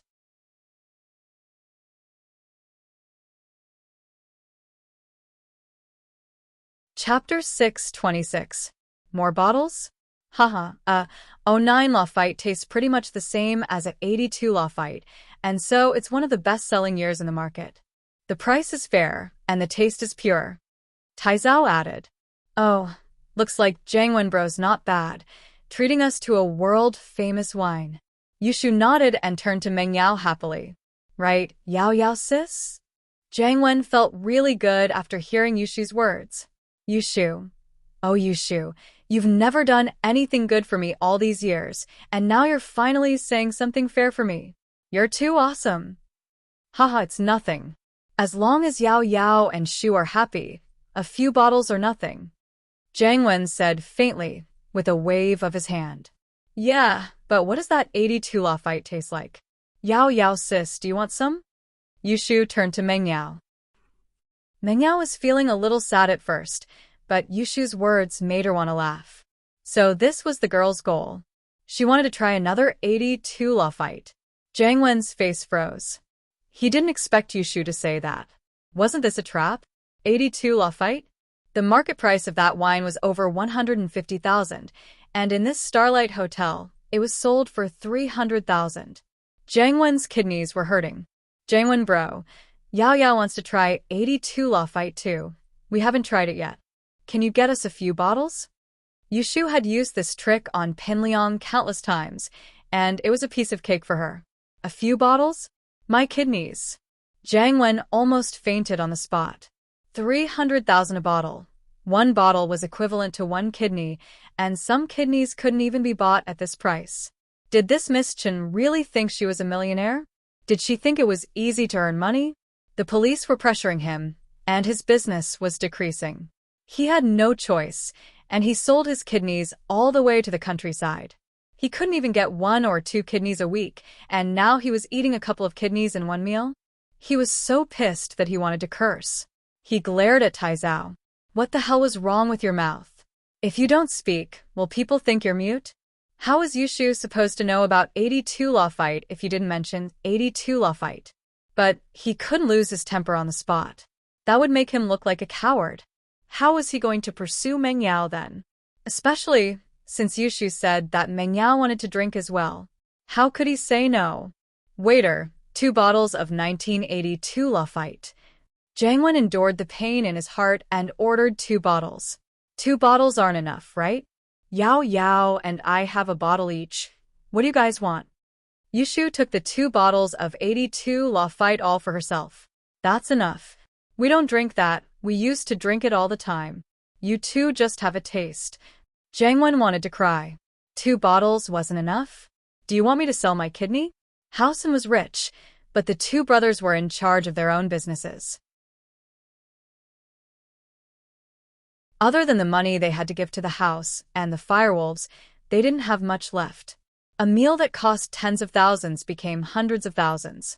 This was a huge blow to Jiang Wen's finances. Chun Yutian thought to himself that his sister was still as cruel as ever. It wasn't something a normal person could handle. But the weird thing was, how did he become Meng Yao and his sister's follower? What was going on? With his strength, he could protect any big shot, but why did he have to protect two little girls? But Lin Yi clearly didn't allow him to reveal his identity, so Yutian didn't dare to ask. But none of this could stop the passion in Yutian's heart. He admired Lin Yi. One could say that if it wasn't for Lin Yi, he wouldn't have the strength he had today. 2 bottles of 82 Law Fight were placed on the table. Lin Yi glanced at the seal and label casually. It was the real deal. Although there were a lot of counterfeit 1982 Law Fight in the market, the Starlight Hotel should not sell fake goods with its specifications and strength. After all, the price of the genuine goods was not cheap. It was 1 to 2 times the price of the normal channels. Yao Yao sis, let's drink 1 bottle first. Can we bring the other one back? Yushu felt that it was better to bring it home than to drink here. Shield Bro could cook some dishes, and the 3 of them could have a candlelight dinner together. How romantic would that be? Up to you? Whatever Meng Yao drank was the same. She just wanted to vent, to drown her sorrows with alcohol. She wanted to let the sadness in her heart dissipate along with the alcohol. Jiang Wen almost jumped up from his chair after hearing Yushu's words. You want to bring it back? Why didn't you say so earlier? Why did you buy it in the hotel? You could go to the store tomorrow and buy 1 bottle at a discount of 150,000. It was half a kidney. But Jiang Wen couldn't say this out loud.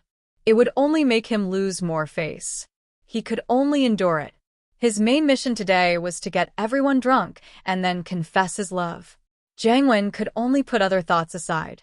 If his confession was successful today, then these 100,000 would be worth it. And so Jiang Wen started drinking as well. In order to make it seem real, he didn't purposely control his alcohol capacity. His alcohol capacity was quite high, and red wine wouldn't get him too drunk. Jiang Wen's anger lessened a little as he watched Taizao raise his glass for all sorts of reasons. This guy was smart enough to help him drink. Yutian was very restrained today. Because of Lin Yi's presence, he couldn't let himself go at all. He glanced at Lin Yi from the corner of his eyes, but Lin Yi was as calm as ever. He just sat there, looking straight ahead, and not saying a word. But Chun Yutian still felt an invisible pressure suffocating him. Jiang Wen and Taizao hadn't seen Yutian for a long time, so they didn't think much of it. They thought that Yutian's personality changed after he joined the army. Jiang Wen's main goal was to treat Meng Yao and then confess his love after drinking. So, what Yutian was like had nothing to do with him. It was just an excuse. The 4 young masters of Songshan were no longer the 4 young masters of Songshan. Their relationship wasn't as close as they thought. His phone rang and Jiang Wen frowned. He took out his phone and looked at the caller ID. It was his follower, the tattooed man, calling. He hesitated before picking up the phone. What's up? I'm having dinner.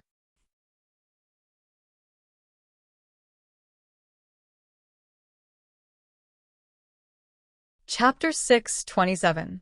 Tipping off. Wait. Jiang Wen couldn't even tell Taizao what he'd done, so he couldn't say it in the room.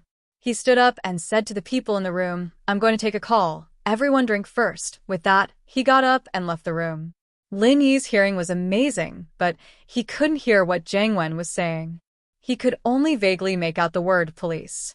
He'd been paying attention to Jiang Wen in the first place, and his instincts told him that there was something wrong with this call. After Jiang Wen left, Lin Yi stood up as well. I'm going to the washroom. Taizao didn't know that Jiang Wen's phone was behind his back, and he thought that Jiang Wen was trying to maintain his gentlemanly image in front of Meng Yao because it was impolite to make a call in the room. He didn't even look at Lin Yi when he left the room. As far as he was concerned, Lin Yi was just a small bodyguard, not worth mentioning. He was only being polite to Lin Yi so that he could help Jiang Wen pursue Meng Yao. Lin Yi broke Master Bing's legs and even tore down Master Bing's skyscraper. Tai Zhao was there with Jiang Wen at Master Bing's completion ceremony, and he couldn't believe it. How is Lin Yi still alive? After offending Master Bing, would he still be able to leisurely eat with Meng Yao and Yushu? Didn't Master Bing take revenge? But as weird as it was, Jiang Wen only smiled faintly when he told Tai Zhao about it, not explaining anything. Tai Zhao didn't know, but Jiang Wen did. Sihua had revealed that 2 of his golden class masters had died under Lin Yi's hands. Lin Yi wasn't a normal person, was he? If he were just a normal bodyguard, why would Jiang Wen pay him back? He'd suffered a few times in Jiang Wen's hands, and he'd still call him brother? Was there something wrong with his head? Jiang Wen's bodyguards weren't there yet, and he wouldn't mess with Lin Yi for no reason. As for why Master Bing didn't make a move, perhaps he was afraid? After all, Lin Yi and Sihua were enemies that couldn't be resolved. Of course, this had nothing to do with Jiang Wen. All he cared about was the family business and whether or not he could get Meng Yao. Nothing else mattered to him. After leaving the room, Jiang Wen walked to the end of the hallway, step by step, until there was no one around before continuing the call. Although he was a little drunk, he was still very cautious. There were some things that he absolutely could not let others know. He regretted cutting out one of Pinliang's kidneys. Of course, he didn't regret offending Master Bing and Sihua because of Pinliang. What he regretted was that he shouldn't have cut off Pinliang's kidney. Crippling him, or even crushing his balls, was better than cutting off a kidney. Wouldn't that expose him easily? Fortunately, Fabai didn't call the police, and Sihua had a working relationship with him, so this matter was temporarily suppressed. Otherwise, something bad might happen. Why do you have to ask me about such a small matter? Just keep an eye on him. We'll talk about it after a while. Jiang Wen was in a hurry to confess to Meng Yao, so he was a little impatient with the tattooed guy. When bro, the firewolves are rushing us. They're short on supplies. Why don't we spend some money to buy some? Some of those farmers are short on money. If we spend money to buy a kidney, we should be able to get some, the tattooed guy said carefully. By my ass, where's the money? Jiang Wen's heart was bleeding when he thought about how he had spent hundreds of thousands on today's meal. How would he be willing to spend money to buy a kidney? How many kidneys would he have to cut to cover the cost of today's meal? The tattooed guy didn't expect Jiang Wen to be this angry. He didn't dare to say anything. Useless thing, Kaiaxi village is no good. Can't you go to another village? I heard that the Bin village in the north is also very poor.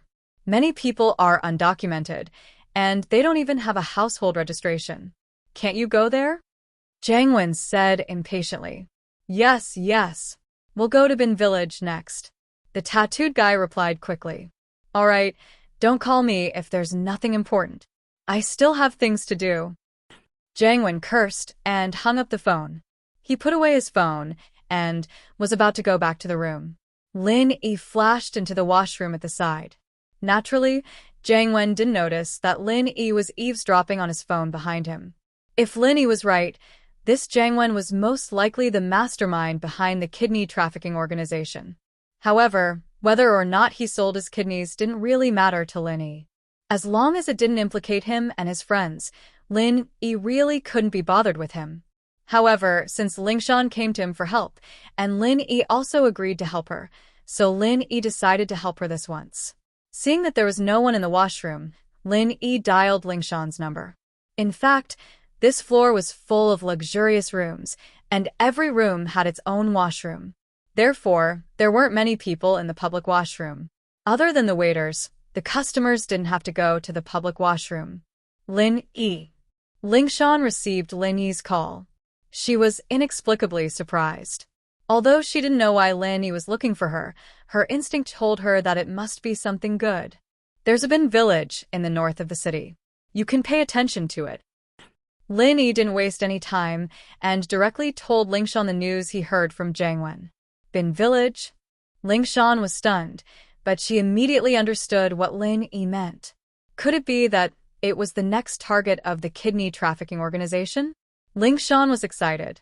Although she was curious how Lin Yi got the news, she was smart enough not to ask. Lingshan had seen Lin Yi's uniqueness firsthand, and as an obedient and lovable Miss Braindead, She knew that Lin Yi wouldn't like it if she kept asking him questions all the time. Alright, I still have something to do. I'll hang up first. Lin Yi heard faint footsteps coming from the corridor and quickly said to Ling Shan, "Thanks, Miss Braindead will treat you to a meal next time. You've really helped her a lot." Ling Shan said in a cute and gentle tone. Lin Yi didn't reply and directly hung up. Looking at the end of the call, Ling Shan gritted her teeth in anger. Since when did she have to lower herself like this? This Lin Yi didn't even care about her. However, Ling Shan was disappointed again. Who asked her to ask Lin Yi for help? Forget it. She'll just treat it as a couple acting coquettishly. Luckily, there's no third person who knows. Ling Shan comforted herself.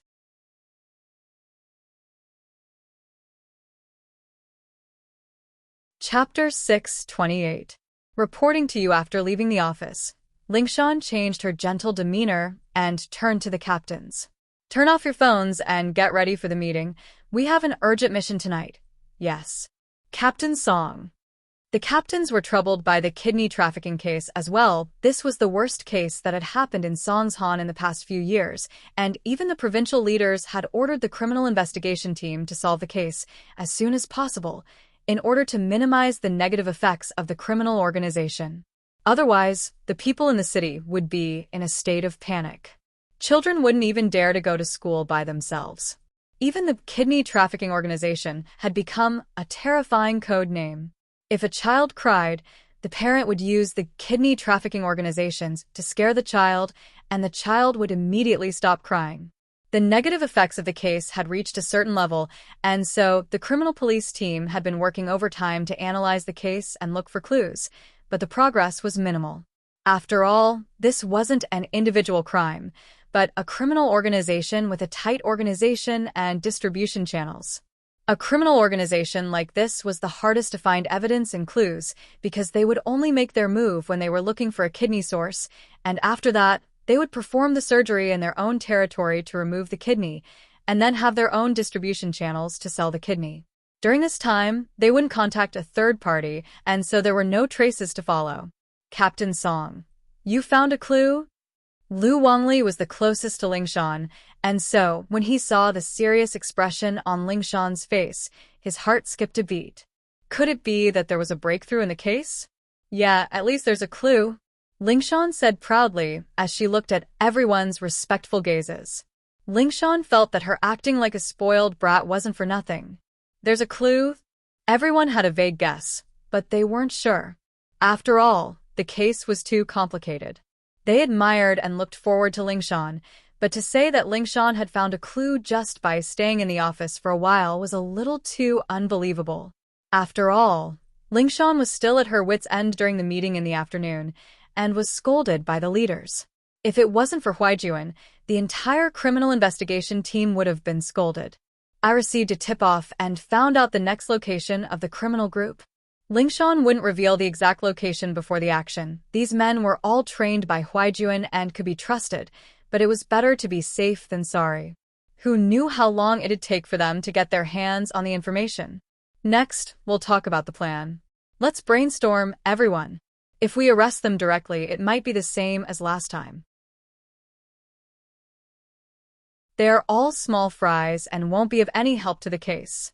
Everyone nodded after listening and began to express their opinions on the operation plan. Not long after Lin Yi hung up the phone, he heard the footsteps at the door getting closer and closer. The person was obviously coming to the bathroom. Lin Yi was a little puzzled. Who would want to go to the washroom? He thought it was a waiter, but the person who came made Lin Yi slightly stunned. It was Chen Yutian. Lin Yi smiled bitterly. He knew that Chen Yutian was here for him, or else he wouldn't come to the public washroom. Sir, Special Training Team 0197 reporting for duty. Chen Yutian stood up straight and solemnly saluted to Lin Yi. His words were crisp and clean. Ha! Lin Yi smiled faintly but didn't reply. He shrugged. I'm just a follower, not your instructor. Lin Yi didn't return the salute, which meant that Lin Yi had abandoned his previous identity. Chen Yutian's salute was wasted. His expression froze, but he didn't show any disrespect. Sir, after you left, I heard that you went on a special mission. How come? I came back a long time ago. Lin Yi's tone was still indifferent. I've said it before. I'm not your instructor now. I'm Mingyao's follower, and of course, your sister's follower too. She calls me Shield Bro, you can call me that too, or, if you're older than me, you can call me Shield Bro or Lin Yi. Lin Yi. So the instructor's name is Lin Yi. Today was the first time Chen Yutian heard Lin Yi's real name. In the special training team, Lin Yi's code name was Eagle, and all the members called Lin Yi Instructor or Instructor Eagle. Alright, I should go back. Lin Yi didn't want to talk about the past, so he waved his hand and left the washroom. How did the instructor become my sister's follower? Chen Yutian couldn't understand this logic, but he couldn't do anything if Lin Yi didn't want to talk about it. He dreamed of meeting the instructor again one day and asking him to teach him a thing or two, but now that he met Lin Yi didn't want to talk about his previous identity. Chen Yutian couldn't bring up his request. Lin Yi went back to the room, and Jiang Wen continued to drink as usual. He didn't say anything when Lin Yi came in because he didn't expect Lin Yi to tip Lingshan off. Let's play something fun after drinking, shall we? What's the point of just drinking? Taizao said. What do you guys say? He really was a little drunk. He didn't control his alcohol tolerance, so he was in a daze right now. But it was also because of this that it was more realistic and people couldn't see through it. Otherwise, with Mingyao's intelligence, she would definitely see through it and think that it was an act. What do we play? What do you think? Jiang Wen looked at Mengyao and Yushu. Do you guys have any suggestions? It's fun, it's fun. I love playing. Yushu agreed with both hands. It was so boring to drink, and she would drag Yao Yao back home if they kept drinking. Mengyao didn't say anything, nor did she refute. To be honest, she didn't want to play with Jiang Wen and Taizao, but she remembered that Shu and Lin Yi were here, and she wanted to play, so she decided to play. I think, why don't we play Truth or Dares? Taizao said, and Chen Yutian came back to the room. Taizao heard him and said, Yutian bro, let's play together? We used to play a lot. Ha, do you remember when you chose Dare to kiss Lingshan and got beaten up? Ha ha ha.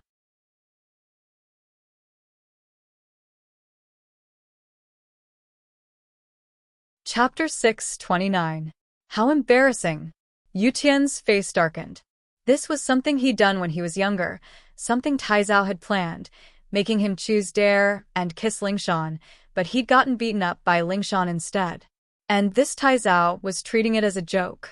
But seeing that Taizao was drunk as well, Yutian didn't do anything out of respect for each other. Lin Yi, on the other hand, was taken aback. Yutian was Lingshan's pursuer? It seemed like Lingshan wasn't that interested in him. Lin Yi wondered how Lingshan would react if he kissed her. There was a high chance that he would swallow the humiliation. What's Truth or Dare? Lin Yi had never heard of this game, nor had he played it before. Haha, it seems like Lin Yi bro hasn't played it before. Taizao, explain the rules. Jiang Wen said. Alright, it's very simple. Taizao said. Truth or Dare is a game for many people to play together. You can use rock, paper, scissors, or you can spin a bottle to decide who to ask. Of course, you can also ask them one by one. We have more people, so we don't have to play rock, paper, scissors anymore. Then let's say I'm the questioner, and I can ask a question, and the person has to answer it, and it has to be the truth, no bullshit. If someone sees through the bullshit, they'll have to drink a bottle as punishment. Of course, if the question is sensitive or personal, you can choose not to answer, but you'll have to choose Dare. Dare, on the other hand, is where I ask a question and the person has to do it. There can't be any objections, and they have to do everything. After choosing Dare, you can't go back on your words, unless you choose to drink a bottle as punishment. Oh, then you guys play first. I'll watch. Lin Yi didn't care if he participated or not. It didn't have much to do with him anyway. Alright, we'll play first then you watch. Taizao nodded, agreeing to it. As far as he was concerned, it didn't matter if Lin Yi participated or not, as long as Mengyao participated. I'll start with Bro then. Alright, ask away. Jiang Wen nodded calmly. As far as he was concerned, Taizao wouldn't ask him those tricky questions. And he couldn't just confess to Meng Yao in the first round, either. That would be too abrupt. He'd have to at least wait for a round before he could confess his love to Meng Yao. Then I'll start first. The first question won't be so tricky. Humph. Taizao said on purpose. My question is, what's the bravest thing you've ever done? The bravest? Jiang Wen thought about it. The bravest thing he'd ever done was cutting out someone else's kidney. Of course, he couldn't say that out loud. He still had to maintain a positive image in front of Meng Yao, so he couldn't talk about those fights. He thought about it for a while and realized that there were a lot of bad things he'd done, but none of them were positive. Jiang Wen couldn't help but feel annoyed at Taizao's question. What the fuck was this bullshit question? But he had to answer it, or it wouldn't be truth or dare anymore. Only Jiang Wen himself would know if it was the truth or not. Jiang Wen organized his words and remembered some adventure movies he'd seen before. The bravest thing I've ever done is fighting sharks. Oh, I love fighting sharks the most. Yao Yao likes brave people too. Yushu clapped her hands and cheered. Meng Yao glared at Yushu, but didn't say anything. Jiang Wen was overjoyed at Yushu's words. Meng Yao liked brave people? It seemed like Taizao's question was right. It seemed like he'd have to do his best then. Thus, he said, I was once at a beach. I was swimming when I suddenly heard screams and cries for help not far behind me. As soon as I turned around, I saw a big shark swimming toward me. At this time, I didn't think of running away, but I wanted to save these tourists from danger. So I quickly swam toward the shark. The shark saw me and thought that I was coming to die. It was very happy and wanted to swim over to eat me. How could it know that it was actually itself that was going to die? Wow, Jiang Wen bro, you're so brave. Yushu exclaimed. It's all right. Jiang Wen got even more excited after hearing Yushu's praise. He started making up stories with the help of the alcohol. I punched the shark in the mouth and broke all its teeth. That shark lost its teeth and became a toothless tiger. It couldn't eat me anymore, so it was stunned. Then it turned around and tried to run, and how could I let it get away? Trying to run after scaring people? How could it be that easy? So I grabbed the shark's tail and swung it around, and it fell on the beach with a loud bang, getting a concussion. Shit. Yushu's eyes widened in disbelief. Jiang Wen bro, you're so strong. I heard that shark teeth are the toughest animal teeth in the world, and you can even break them. You're so strong.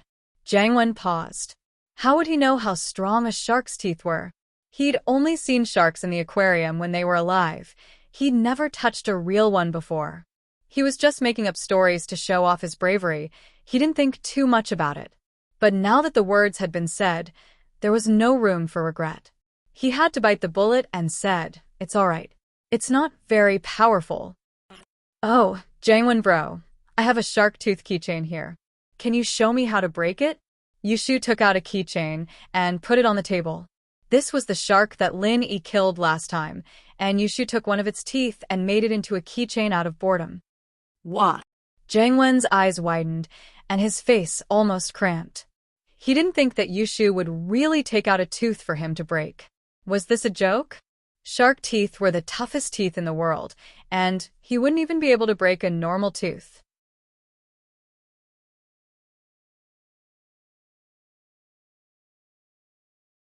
Chapter 630. Buy one free 1-inch ha. That shark's teeth weren't very sturdy, Jiang Wen said with a laugh. Not very sturdy? What do you mean? Yushu blinked confusedly. Meng Yao couldn't help but want to laugh. Her best friend looked like an idiot, but unknowingly, she could twist other people's words around and mess with them. That shark might have had fake teeth. That's why it wasn't sturdy. Taizao quickly helped Jiang Wen out of the predicament. Fake teeth? Sharks go to dentists? Yushu said, surprised. There's a clinic in the sea? Jiang Wen was pissed. Was there something wrong with this Taizao? Even if he was drunk, he shouldn't be talking nonsense. Sharks had fake teeth? Did he think it was a human? No, don't listen to him. Jiang Wen said quickly. The shark I hit was an old one. Its teeth were loose, so it couldn't take a hit. Oh, it's an old shark. Yushu nodded. Jangwon bro, you're amazing. You can even tell that it's an old shark. Haha, that's true. Alright, let's not talk about this. Let's move on to the next question. Jangwon waved his hand. I'll invite you to my house one day. I still have the shark skin. Oh, alright, I've never seen an old shark skin before. I'll have to get someone to appraise it. Yushu nodded. Sharks are my favorite thing to do. Jangwon almost scolded himself for being an idiot. Why did he bring up shark skin for no reason? What if Yushu went to see it? Where would he get it for her? Shark skin was easy to find, as he could just buy one from the market, but old shark skin was hard to find. What if Yushu found out that it wasn't an old shark? Wouldn't he be slapping himself in the face? Alright, we'll talk about it another day. Jangwon could only force himself to agree. He turned to Yutian. Yutian bro, it's my turn to ask. Okay, go ahead. Chen Yutian looked at Jangwon making a fool out of himself. He felt that it was funny. His sister was really a clown.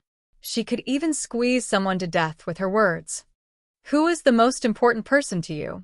And Jangwon wanted to ask some tricky questions, but remembered that Taizao said that the first round would be some normal questions.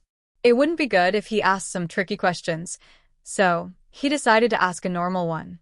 As far as he was concerned, the most important person to Yutian was naturally Lingshan. For me, the most important person is none other than my instructor during my special training. Chun Yutian looked at Lin Yi with respect, but Lin Yi didn't even look at him. Yutian was disappointed, but he continued. He changed my life, gave me dreams, gave me goals, and made me a great soldier.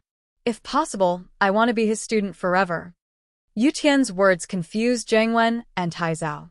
Yutian had changed a lot these few years, but they didn't know who his instructor was.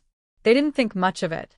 Whether or not he was still pursuing Lingshan had nothing to do with Jangwon and Taizao. Yushu, on the other hand, looked at her brother in shock. She didn't expect her brother, who was obsessed with Lingshan, to say something like this. The most important person to him was actually his instructor. From the looks of it, my brother has really matured a lot, and he also has a new life ideal and goal. But who is his instructor? Was he really that good? Was he as good as Shield Bro? Alright, Shu, it's my turn to ask you. Yutian didn't wait for Jangwon to say anything. He asked Yushu directly, who do you think is better, me or your Shield Bro? Jangwon and Taizao, of course, knew who Shield Bro was. They thought that Yutian was angry when he asked this question. Otherwise, he wouldn't ask this question. If Yushu didn't answer well, Yutian and Lin Yi would probably have a conflict, wouldn't they? Jangwon was gloating. He had a good relationship with Lin Yi on the surface, but that was only because Lin Yi was always by Mingyao's side, giving him information. In fact, Jangwon hated Lin Yi a lot. He was messed with by Lin Yi twice in this room of Starlight Hotel. How could Jangwon forget that humiliation? If Yutian could beat up Lin Yi for him, Jangwon would be very happy. Yutian was Yushu's brother. Even if he beat up Lin Yi wouldn't dare to fight back because of Meng Yao, right? Haha, then this beating would be for nothing. Lin Yi was really unlucky. But it all depended on Yushu's answer. So, Jangwon waited for Yutian to finish his question and stared at Yushu, waiting for her answer. Oh, I think Shield Bro's a little stronger, right? Yushu wasn't expecting a question like that. Was he still holding a grudge against her for that phone call? But seeing that her brother wasn't showing any hostility towards Lin Yi, Yushu didn't care anymore. Alright Shu, it's your turn to ask Meng Yao. Yutian smiled and didn't say anything else. Jangwon and Taizao's eyes widened. What the hell was going on? When did Chen Yutian's temper become so good? Then I'll ask. Yushu nodded and looked at Meng Yao. Yao, I'll be the second wife, and you'll be the main wife. Won't you bully me? I don't want to be bullied. Meng Yao didn't know whether to laugh or cry. What kind of question was that? Be a concubine? Did Yushu really take it seriously? Yutian was taken aback as well. His sister's way of thinking was really weird. She wanted to be a concubine? Jangwon, on the other hand, almost felt his heart explode after hearing Yushu's words. Yushu wasn't bad-looking, and she had a great body, but it'd be a disaster if he married her. He knew Yushu's personality very well. She liked Meng Yao. And if he married Meng Yao, how was he going to live with this buy one get one free system? Those who didn't know Yushu's personality would think that it was a great deal, but those who knew Yushu's personality would know that she was bringing a troublemaker home. He didn't want to live in the shadow of being messed with every day. In this short dinner, Yushu had messed with him a few times. If he brought her home, how could he live?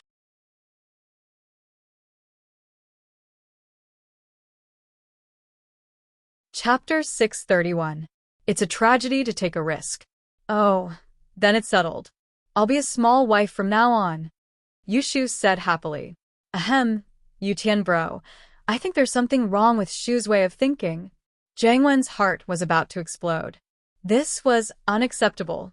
It was a man's dream to have a mistress, but it didn't matter what type of mistress they were. If he married Yushu as well, wouldn't he be screwed to death? Was he going to live or not? Kids always like to mess around. Yutian didn't think much of it. He thought that his sister was joking. After all, it sounded ridiculous. His sister's way of thinking had always been different from others. It was possible that she was lying to Jiang Wen. This doesn't seem like fooling around, Jiang Wen said earnestly. Yutian bro, you have to guide your sister properly. This is a new era. How can there still be mistresses? This won't do. You have to educate her properly. But Yutian didn't say anything when Yushu spoke up first. This is between me and Yao Yao, sis. What does it have to do with you? Jiang Wen didn't know what to say. Yeah, this was someone else's business. Was it he being a busybody? If he confessed to Meng Yao and Meng Yao accepted him, then it would have nothing to do with him. But he hadn't confessed yet, had he? All right, it's Sister Yao Yao's turn to ask a question. Yushu glared at Jiang Wen impatiently. Yao Yao, it's your turn to ask. Meng Yao didn't know what to ask, but after some thought, she still didn't know what to ask. Can I give this authority to Shu? All right, I'll leave it to Shu then. Jiang Wen was in a rush to confess, so there was no reason for him to reject Meng Yao's suggestion. Okay, I love asking questions. Yushu rubbed her hands together, smiling at Taizao. Taizao bro, can I ask a question now? All right, ask away. Taizao nodded as well. He wanted to ask a question that Jiang Wen could confess to. He was in a rush as well. Taizao bro, when did you stop wetting your bed? Yushu asked. What? Taizao's eyes went wide, not expecting a question like this. It was a funny question, but it was also a sharp one. Su Taizao had a secret, and that was that he had been wetting his bed since he was young. Although not many people knew about the secret, those who were close to him knew a thing or two. It was just that they didn't want to lose face and wouldn't mention it in front of him. When Taizao was in kindergarten, he once peed all over the kid who slept in the lower bunk. From then on, Taizao never stayed at a school or anything like that again. Even now, he didn't dare drink too much water at night because he was afraid of wetting the bed. This secret was an eternal pain in his heart. Taizao didn't know how to answer Yushu's sudden question. Truth or dare meant that you had to tell the truth. Of course, you could lie if you wanted to, as long as you didn't get caught. But Taizao didn't dare live. This was a secret, but there were people who knew about it. He even thought that Yushu was asking this question because she knew about it. If he lied, Yushu would see through him, and that'd be even more embarrassing. Taizao hated it, but there was nothing he could do about it. The reason was simple: Yushu was that kind of person. Even Jiang Wen was being tortured by her. What was he? Taizao didn't want to tell the truth. He couldn't tell her that he was still wetting his bed, could he? That'd be too embarrassing. But if he didn't say it, he'd have to choose dare or drink as punishment. Taizao had drunk quite a bit already, and it'd be bad if he drank anymore. He thought about it and decided to choose dare. I refuse to answer. I choose dare. Oh, that's great. Finally, there's a dare. Yushu clapped her hands in praise. Taizao was even more certain that Yushu was doing this on purpose. She wanted to see if he would take the risk, so she asked this tricky question. In fact, Yushu was just asking randomly.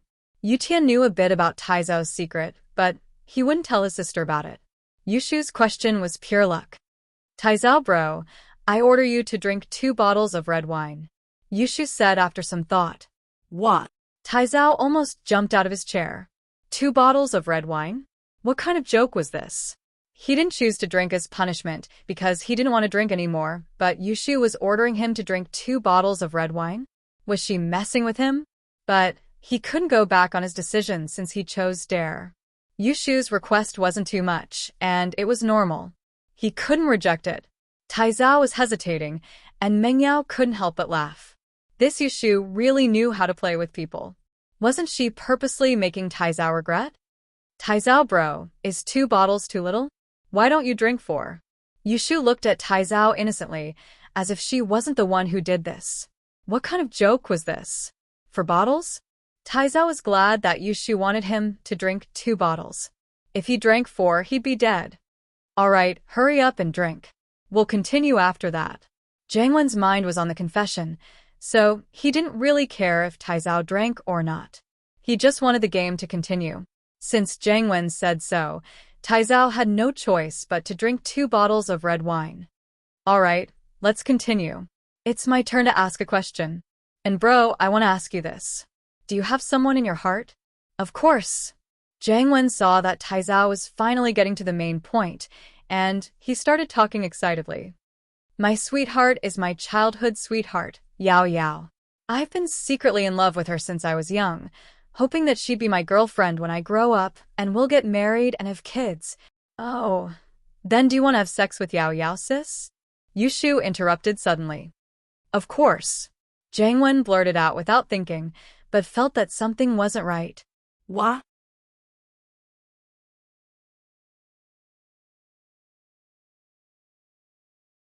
Chapter 632.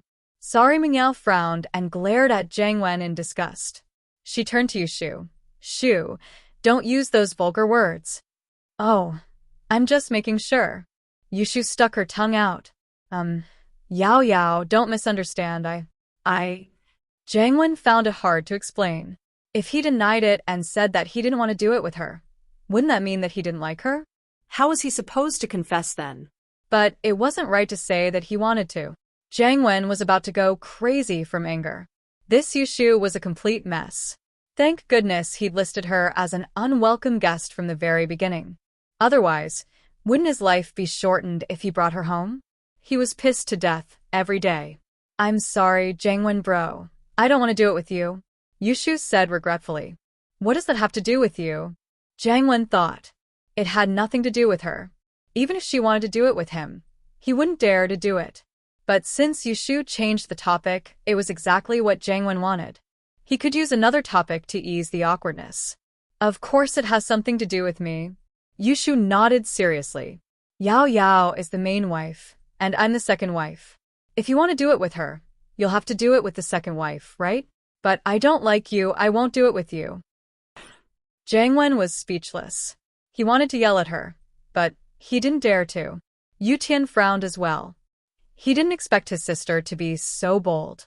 It seemed like he had to find a chance to understand his sister's current life. Shu, don't talk nonsense. Mengyao stopped her. You're a girl. Don't keep saying that word. It's not good. Alright, Yao Yao, I won't say anymore. Yushu closed her mouth after saying that. Jiang Wen didn't have any temper at all. He smiled dryly and gave Taizao a look, telling him to continue confessing to Mengyao in the next round. Yushu ruined it this round, and it was impossible to continue. Brother Yutian, it's my turn to ask you. Jiang Wen wanted to end this round as soon as possible so that Taizao could continue asking him questions. That instructor you're talking about, who is he? I can't say. It's confidential. Yutian knew that he wasn't the star of the show today. He came here because Lingshan rejected him, and he had nowhere else to go. He didn't expect to see Lin Yi here. This was his biggest reward tonight. Although Lin Yi didn't seem to want to talk about the past, it wasn't important. As long as he found Lin Yi's people, he would have more chances to interact with them in the future. Qin Yutian believed that Lin Yi, one of his best students, wouldn't leave him alone. So Yutian wasn't interested in any games. The only reason he stayed here was to sit face to face with Lin Yi. What a thrilling and exciting thing this was. The instructor who used to be unreachable could actually sit at the same table as him today. How glorious was this? If his former teammates knew about this, they'd probably die from jealousy. Jiang Wen and Taizao froze at Yutian's words. They thought that it was just a normal topic, and Yutian would just say a few words. They didn't expect him to keep it a secret. Was there something special about this instructor's identity? But even if it was special, it had nothing to do with Jiang Wen and Taizao. They didn't dare to be interested. Jiang Wen was getting impatient, but he continued.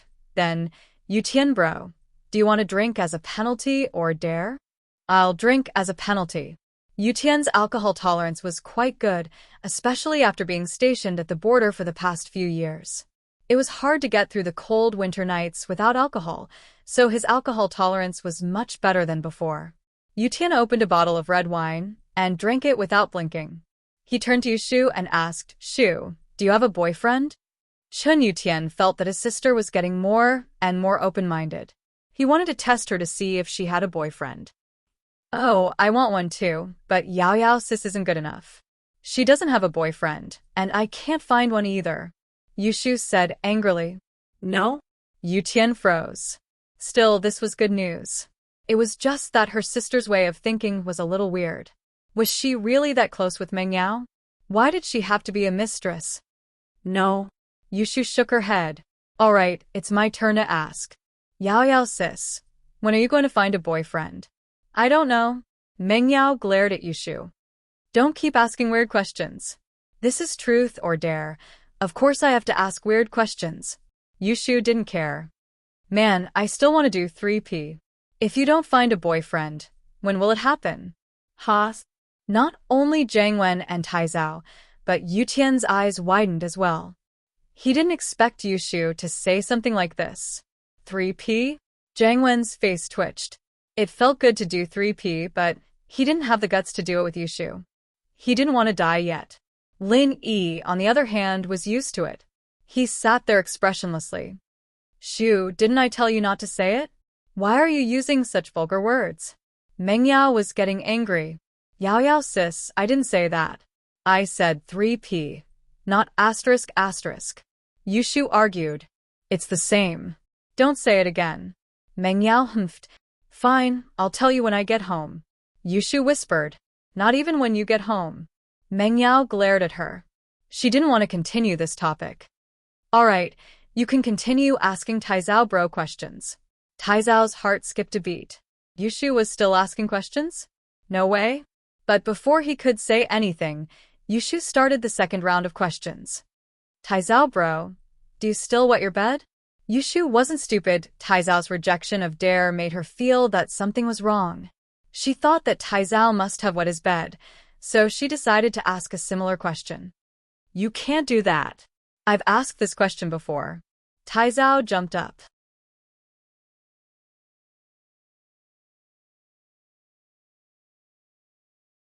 Chapter 633. Chapter 633. The same question. Yutian and Jiang Wen didn't say anything because they knew about Taizao's problem. They just didn't say it out loud. But Jiang Wen felt that Yushu's question was a bit sharper. This girl was really hard to deal with. Yutian could only smile bitterly. He didn't know if his sister was really just a coincidence or if she knew something beforehand. This question is different from the previous one. The previous question was how old did you stop wetting your bed? The question now is, do you still wet your bed? Is it the same? It's obviously not the same, isn't it? Yushu explained with her fingers. Isn't it the same? Taizao felt a headache coming on. Taizao bro, you said it yourself. It's not the same, not the same. You can answer now. Yushu said. Taizao didn't think that he'd fall into Yushu's trap again. He smiled bitterly, not daring to choose dare this time. He picked up a bottle of red wine. I'll drink this as punishment. I refuse to answer. After finishing the wine, Taizao took a few deep breaths and recovered a bit. Seeing that Jiang Wen was getting impatient, he quickly asked, and bro, it's my turn now. I want to ask you, what does your ideal girlfriend look like? Ideal girlfriend. Jiang Wen saw that it was time for him to show off again. He couldn't fall for Yushu's tricks again. He couldn't just answer her sneaky questions like that. He must finish his confession in one breath, My ideal girlfriend. She must have beautiful long hair. Height must be about 165 meters tall, slightly thin, pure and beautiful, and just like you and Yao Yao. Alright, Jangwon bro. It's your turn to ask my bro. I've already prepared a new question for Yao Yao. Hurry up. Yushu interrupted Jangwon before he could say anything. Wait, I'm not done yet. Jangwon was panicking. Yushu again? Why was she so annoying? You're done?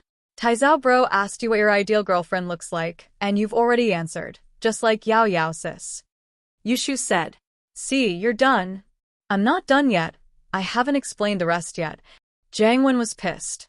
Do you still need to explain? Then hurry up and explain. Yushu was a little impatient, and said dully. Where was I? Jangwon asked, forgetting his lines after being interrupted by Yushu. You said that you want to find a girlfriend, just like Yao Yao sis. Yushu said, Alright, Jangwon bro, I hope you can find a girlfriend like Yao Yao sis. Do you have anything else to say? Wah. Jangwon froze. Find a similar one? I'm looking for Meng Yao. What's the point of looking for someone like her? So he hurriedly said, I want to find Yao Yao. That won't do. Yao Yao already has someone she likes, and I don't like you. Yushu waved her hand. Alright, let's move on to the next round. Jangwon was so pissed off that his nose was crooked. Was this Yushu sent by the heavens to go against him? Although he didn't finish his sentence, Jangwon couldn't continue with Yushu's interference. Alright, let's move on to the next round. Yutian bro, do you still want to marry Lingshan? I'm not thinking about it anymore. Haha, I feel like the gap is getting bigger and bigger and the hope is getting smaller and smaller. Yutian didn't avoid this question. He shook his head and said faintly. Yutian finished answering this question, and now it was Yutian's turn to ask Yushu. Yutian thought about what he should ask his sister. He had asked everything he needed to ask. His sister didn't have a boyfriend yet, so she was probably still pretending to get a room. She was still as dumb as before. Right, when you were young, you buried a metal box with Yao Yao in the yard.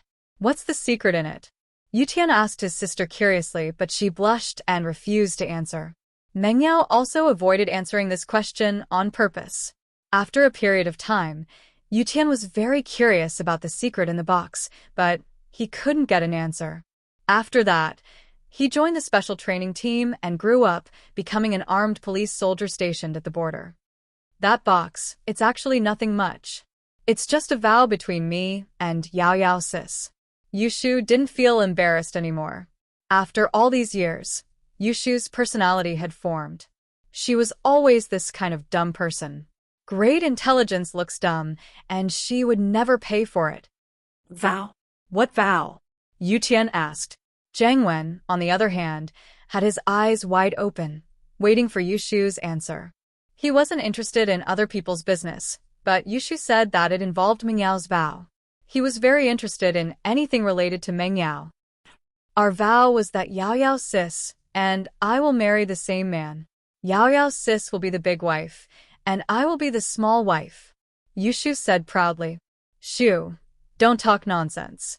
Meng Yao blushed. What kind of vow was this? She didn't know why she agreed to it in the first place. She thought that she didn't want to be separated from Shu in the future and that they could be together forever. But now that she grew up, she realized how childish she was back then. Was such a thing really possible? Could Shu really marry the same man as her? Even if she agreed, wouldn't it scare her future boyfriend? Meng Yao didn't know what to ask, but an image appeared in her mind. Lin Yi. Why did she think of him? It'd be quite a good match if Shu married him. He was probably the only one who could handle Yushu's antics. They'd been living under the same roof for so long, and he didn't seem to be sick of Yushu at all. Yutian didn't expect his sister to make such a vow at such a young age. Could it be that what she said about the big wife and small wife was true? Was she really going to marry the same man as Meng Yao? Isn't this a little too inconceivable? This wasn't in line with House Chen's interests. How could the daughter of House Chen be someone's small wife? How could Grandpa agree? Of course, If that man was very powerful and was the target of competition from the noble houses, then it was possible. But this kind of person was too rare. Even if there was one, would he be able to stand his sister? If he didn't enjoy the tenderness of a small wife, he would be tricked to death by the small wife. You're tuning into the Mystic Fist YouTube channel. Don't forget to subscribe and join us on this journey to catch the most captivating stories.